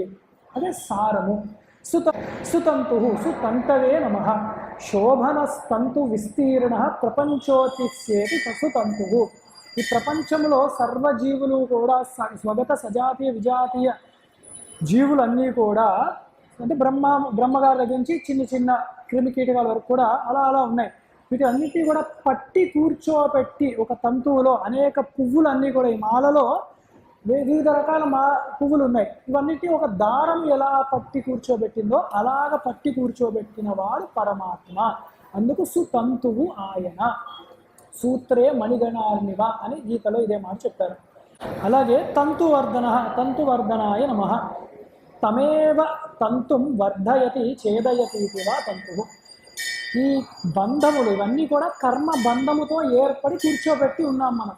కానీ జ్ఞానము వచ్చినప్పుడు ఈ తంతువు ఆయనే తీసేస్తాడు కూడా, కర్మ బంధముల నుంచి విముక్తుణ్ణి చేస్తాడు కూడా. అందుకే అప్పటి వరకు మనందరం కొందరితో కలిసి ఉంటాం, మన బంధువులే అయి ఉంటారు, మన వాళ్ళే అయి ఉంటారు, మన స్నేహితులే అయి ఉంటారు. వీరు లేకపోతే నా జీవితము లేదు ఇంకా అని అనుకుంటాం. కానీ ఆ కర్మ విశేషమయ్యాక ఆ తంతువుని తీసి పారేస్తాడు భగవంతుడు. వారు ఎవరో మనము ఎవరో ఇవన్నీ కూడా. అందుకే ఒక సముద్రంలో కొన్ని కట్టలన్నీ పడ్డాయి చిన్న చిన్నవి, ఆ కర్రలన్నీ కలిసాయి ఒక చోట, కలిసి ఉన్నాయి. కాసేపు అయ్యాక అది మళ్ళీ విడిపోయి ఎటుపోవాలో అటుపోయాయి. అలాంటిదే ఈ జీవుడు, అలాంటి వాడే ఈ శరీరము, అలాంటిదే కర్మ బంధాలు ఇవన్నీ కూడా. తంతువర్ధన, తంతు పాశము కట్టేది ఆయనే, పాశము తీసేది ఆయనే. మనవాడు అని అనుకోలేము. ఎంత మనవాడు అనుకుంటామో అంత గట్టి దెబ్బ తగులుతుంది వాళ్ళ వల్లనే జీవితంలో అప్పుడప్పుడు మనకి. అందుకని అది ఒక ప్రారంభ విషయమే జరుగుతుంది. అందుకని తంతువర్ధనాయ నమః అని నమస్కారం ఆయన్నే చేసుకోవాలి. విడిపించాడు ఈ బంధాల నుంచి, ఏమో ఇంకో 2 దెబ్బలు గట్టిగా వాళ్ళ నుంచి తగలకుండా దీంతో పోయింది అనుకోవచ్చు. అది ఒక రోజు నష్టం జరగచ్చు, నెలలు నష్టం జరగచ్చు, కొందరికి సంవత్సరము జీవితం కూడా నష్టం జరగచ్చు. అదంతా ప్రారంభ విషయంలో జరుగుతూ ఉంటాయి. ఏదైనా అది మనం అనుభవించాము, ఇంకా మళ్ళీ అలా జరగకూడదని ఆ ఈశ్వరుణ్ణే ఆరాధించాలి మనము. అలాగే ఇంద్రకర్మనే నమః. అలాగ బంధాన్ని తీసిన వాడు గొప్ప గొప్ప కర్మలు కూడా చేస్తాడు. ఎలాంటి అంటే ఇంద్రకర్మ ఏమిటి? ఇంద్రస్య కర్మేవ కర్మాస్యేతీంద్రకర్మాః ఐశ్వర్య కర్మేతి అని ఐశ్వర్య ప్రదాత. ఇప్పుడు ఐశ్వర్యం ఏమిటి? ధనమా? ధనం మాత్రం అనుకోకూడదు. ఈశ్వరుడు అన్నప్పుడే సకల ఐశ్వర్యములు, సకల విభూతులు గుర్తు తెచ్చుకోవాలి. అన్నీ కావాలి మనకి, సుఖము, శాంతము, ఇలా ఏదైనా కూడా ఈ సంతానము అన్నీ కూడా, ధాన్యము తినడానికి ఉండాలి ఈహంలో. కానీ పారమార్థికంగా ఏం కావాలి? ఇవన్నీ ఉంటే సరిపోదు, ఇవి మళ్ళీ రిపీట్ అవుతాయి. దండగా మోక్షము కావాలి, అది అసలైన ఐశ్వర్యము. మోక్షము కాకుండా ఏది వచ్చినా అది వ్యర్థము, తాత్కాలికంగానే ఉంటాయి. మన ఇంట్లో పిల్లలు ఉన్నారు అనుకుంటే ఊరికే ఇవి చెప్తున్నానని కాదంటే ఒక నిజాన్ని చెప్పడం వరకే. మనకి పిల్లలు పుడతారు, అప్పటి వరకు చూడండి ఎక్కడా లేని ప్రదేశంలో ఎవరైనా కొత్త మనుషులు వస్తే భయపడతాం. మనమే ఒక కొత్త ఊరికి వెళ్ళాము, కొత్త ప్రదేశానికి వెళ్ళాము, మనకి ఎలా ఉంటుంది మనోభావన?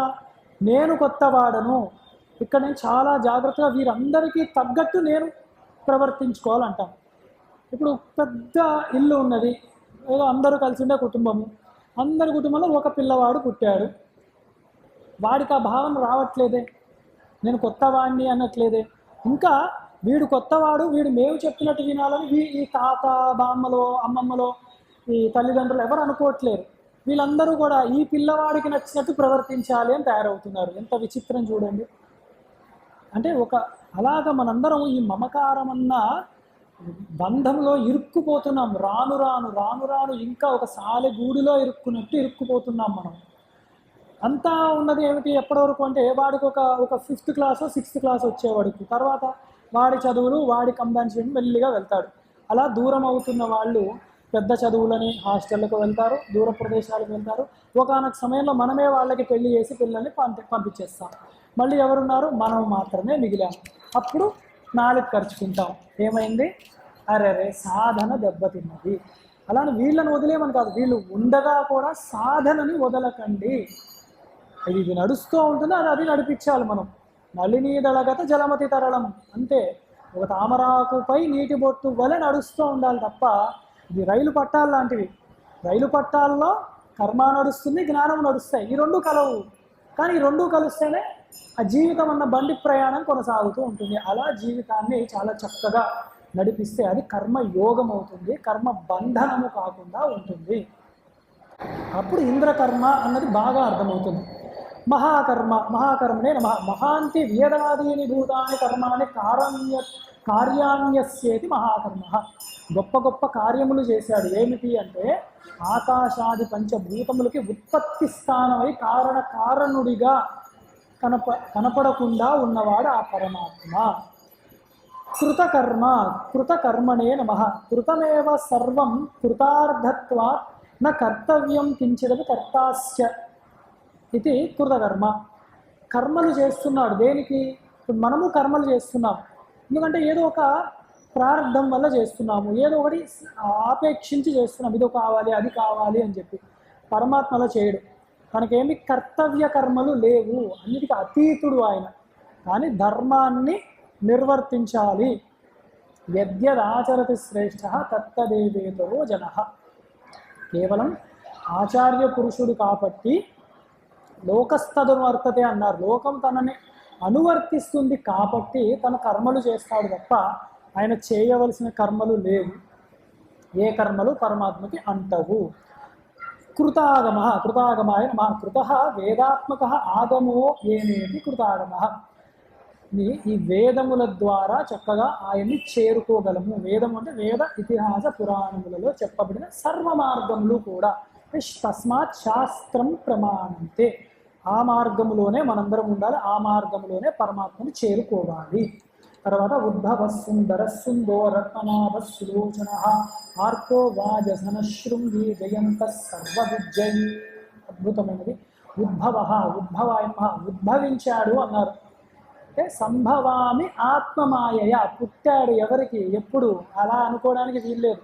స్వేచ్ఛయా, ఎలాగంటే నిన్న దక్షిణామృత స్తోత్రం కూడా మనం స్మరించాం. అలాగే ఆయన కూడా మాయా ఇవ విజృంభయతి మహాయోగివ యహ స్వేచ్ఛయా. ఒక మాయావి వల ఇంద్రజాలం, తన మాయని తన అధీనంలో పెట్టుకుని తాను ఈ సృష్టిని చేస్తున్నాడు. మరి మాయావి తనకి కొన్ని పదార్థములు కావాలి మాయ చేయాలంటే ఇంద్రజాలకుడికి. పరమాత్మకు అలా అవసరం లేదు. యోగి వలె కూడా సంకల్ప మాత్రాన విశ్వామిత్రుడు ఎలా సంకల్పం చేసి లోకాలను సృష్టించాడో అలాగ విశ్వామిత్రుడే అలా అంటే ఈశ్వరుడు గురించి చెప్పాలా. స్వేచ్ఛయా, తన ఇష్టం. పరమాత్మ లేదంటే ఎవడు అడుగుతాడు ఆయన్ని? మనం మొట్టమొదటి విశ్వాసం చదువు మొదలుపెట్టినప్పుడు అదే అన్నాము. అప్పుడు ఉన్న వాళ్ళకి తెలుసు ఇన్ని నామాలు ఉన్నాయి, ఎవడయ్యా ఆయన పేరు పెట్టి పిలిచేది? ఎవడు పేరు పెట్టి పిలవడు. మనం పిల్లలకి పేరు పెట్టి పిలిస్తే పలానాలు పిలుస్తారు, ఆయన ఎవడు పిలుస్తాడు పేరు పెట్టి? స్వామి ప్రభు అని కాళ్ళ మీద పడడమే. అందుకే యాని నామాని గౌణ అని అవి గుణములు, అవి తెలుసుకోగా మనల్ని మనం ఉద్ధరింపజేస్తున్నాం, పవిత్రులను చేస్తున్నాం. పవిత్రానాం పవిత్రం యో మంగళానాం చ మంగళం దైవతం దేవతానాం చ భూనానాం వేత్పిత. చదవడం వల్ల స్మరణ మాత్రం మనం పునీతులు అవుతాం. ఆయన పేరు పెట్టి ఎవడు పిలుస్తాడు? ఎవడు పిలవడు. అలాంటి వాడు ఉద్భవుడు ఆయన. ఉత్కృష్టం భవ జన్మ స్వేచ్ఛయా భజత ఇది ఉద్భవ. ఉత్కృష్టమైన జన్మలు. అందుకే పరమాత్మ స్వరూపం అంటే ఎవరిని పడితే వాళ్ళని దయచేసి పరమాత్మతో పోల్చొద్దు. ఈ నామములు అనుసంధానం చేయకూడదు. ఆయన ఎప్పుడు జన్మ తీసినా ఆయన అంశములు చూడండి, అంశం చూడండి, ఉత్కృష్టంగా ఉంటాయి, గొప్పగా ఉంటాయి. ప్రతి అంశలో జ్ఞానాన్ని బోధిస్తాడు. ప్రతి అవతారంలో పరమాత్మ జీవుల్ని ఉద్ధరించడానికి ఏదో ఒక వాంగ్మయాన్ని, నీతిని, కథలను ఇస్తాడు. సాంప్రదాయాన్ని అలాగే నిలబెడుతూ ఉంటాడు, ధర్మాన్ని ఉద్ధరిస్తూ ఉంటాడు. వీళ్ళనే పరమాత్మ ఈశ్వరుడు అనాలి. అలాగే తర్వాత సుందర సుందరాయ నమః. విశ్వాతిశాయి సౌభాగ్యశాలిత్వాత్ సుందర. విశ్వము చాలా గొప్పగా ఉంది అనుకుంటామేమో, దానికి మించిన తలదన్ని అంత గొప్ప సుందరుడు పరమాత్మ. అంటే ఏవో గొప్ప గొప్ప కర్మలు చేశాం, ఇంద్రాది లోకములని మనం పొందుదాము, ఆనందముగా అందముగా ఉంటాయి. నాయన అది చాలా హేయమైనది, చిన్నది, అల్పమైనది. ఎందుకు? బ్రహ్మాదులే ఈశ్వరుడు యొక్క పాద పద్మ రేణువులను చూసి సంతోషిస్తున్నారు నాయన. అంత సుందరుడు ఆయన, గొప్ప సౌభాగ్యశాలి, శోభనాంగుడు ఆయన, శుభాంగుడు.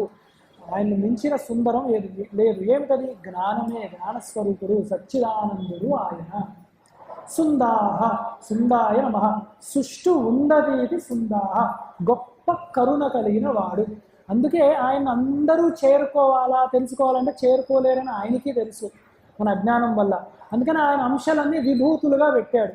అందుకే ఒక్కళ్ళమున్నా కూడా మనం చూడండి, పొద్దున్న లేస్తాం, చెట్లకి నీళ్లు కొట్టాము, కానీ కాసేపు ఆనందాన్ని పొందుతాం.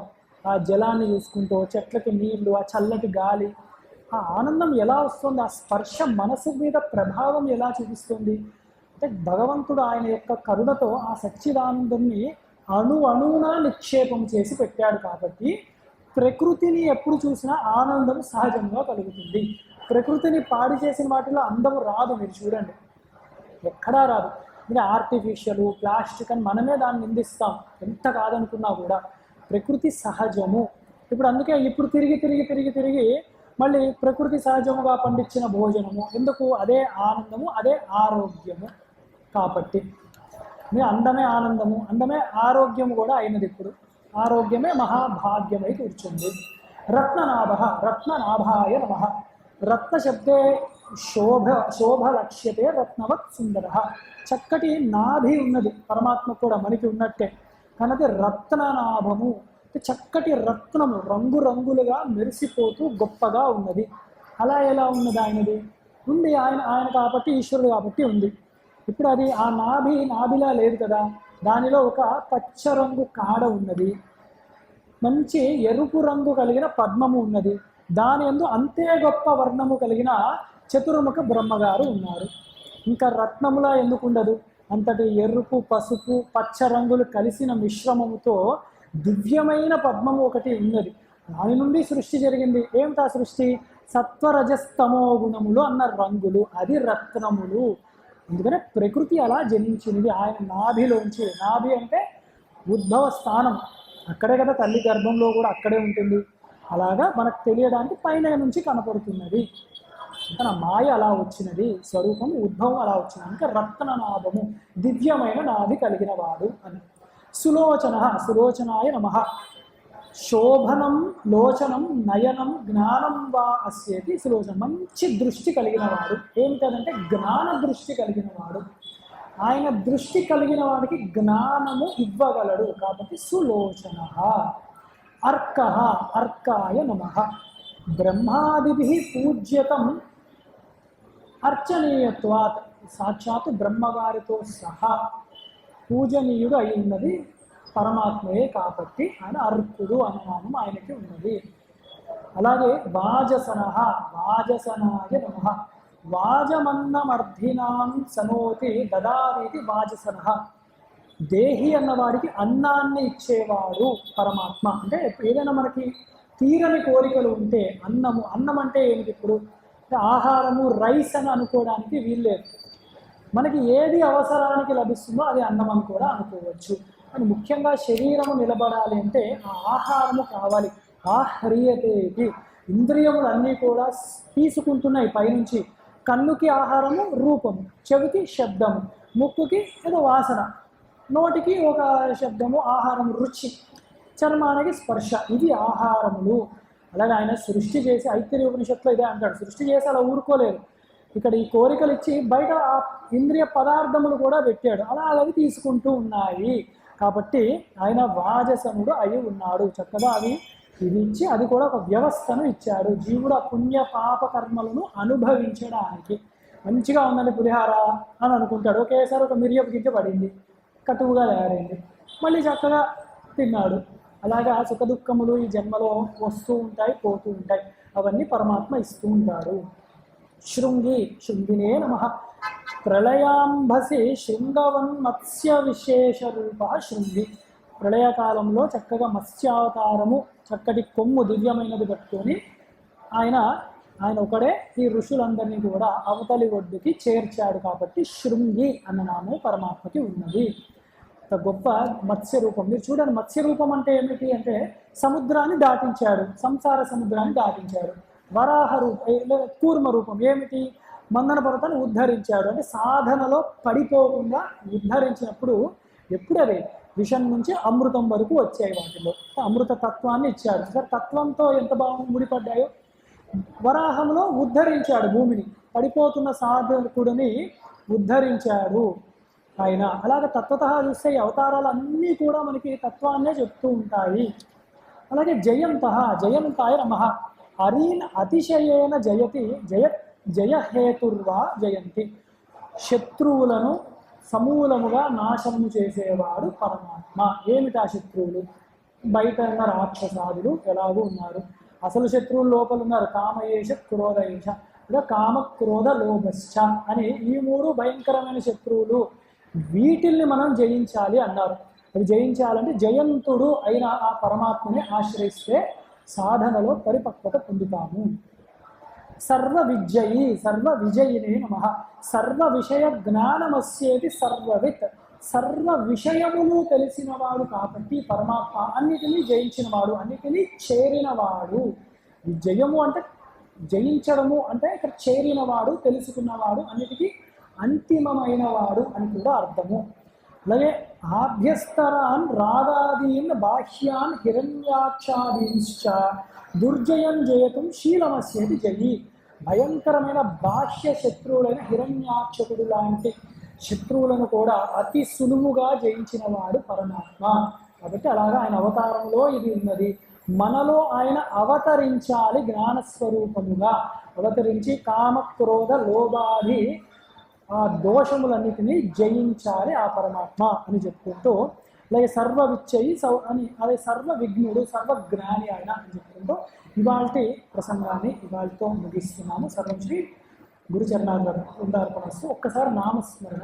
శ్రీరామ జయ రామ జయ జయ రామ, శ్రీరామ జయ రామ జయ జయ రామ, శ్రీరామ జయ రామ జయ జయ రామ. నమః శంకరాయ నమః శంకరాయ నమః శంకరాయ. శారదే పాహి మాం శంకర రక్ష మాం, శారదే పాహి మాం శంకర రక్ష మాం, శారదే పాహి మాం శంకర రక్ష మాం. శృతిస్మృతిపురాణానామాలయం కరుణాలయం నమామి భగవత్పాదం శంకరం లోకశంకరం. సదాశివసమారంభాం శంకరాచార్యమధ్యమాం అస్మదాచార్యపర్యంతాం వందే గురుపరంపరాం. హర నమః పార్వతీపతయే హర హర మహాదేవ. శాంతి శాంతి శాంతి. స్వస్తి మహాదేవ. రేపు కూడా ఇలా 6:15 సుమారుగా మనం ప్రారంభించుకున్నాము. రేపు కూడా దివ్యమైన నామముల యొక్క తత్వ విచారణ చేద్దాము ఆ గురువు యొక్క కృపతో. స్వస్తి.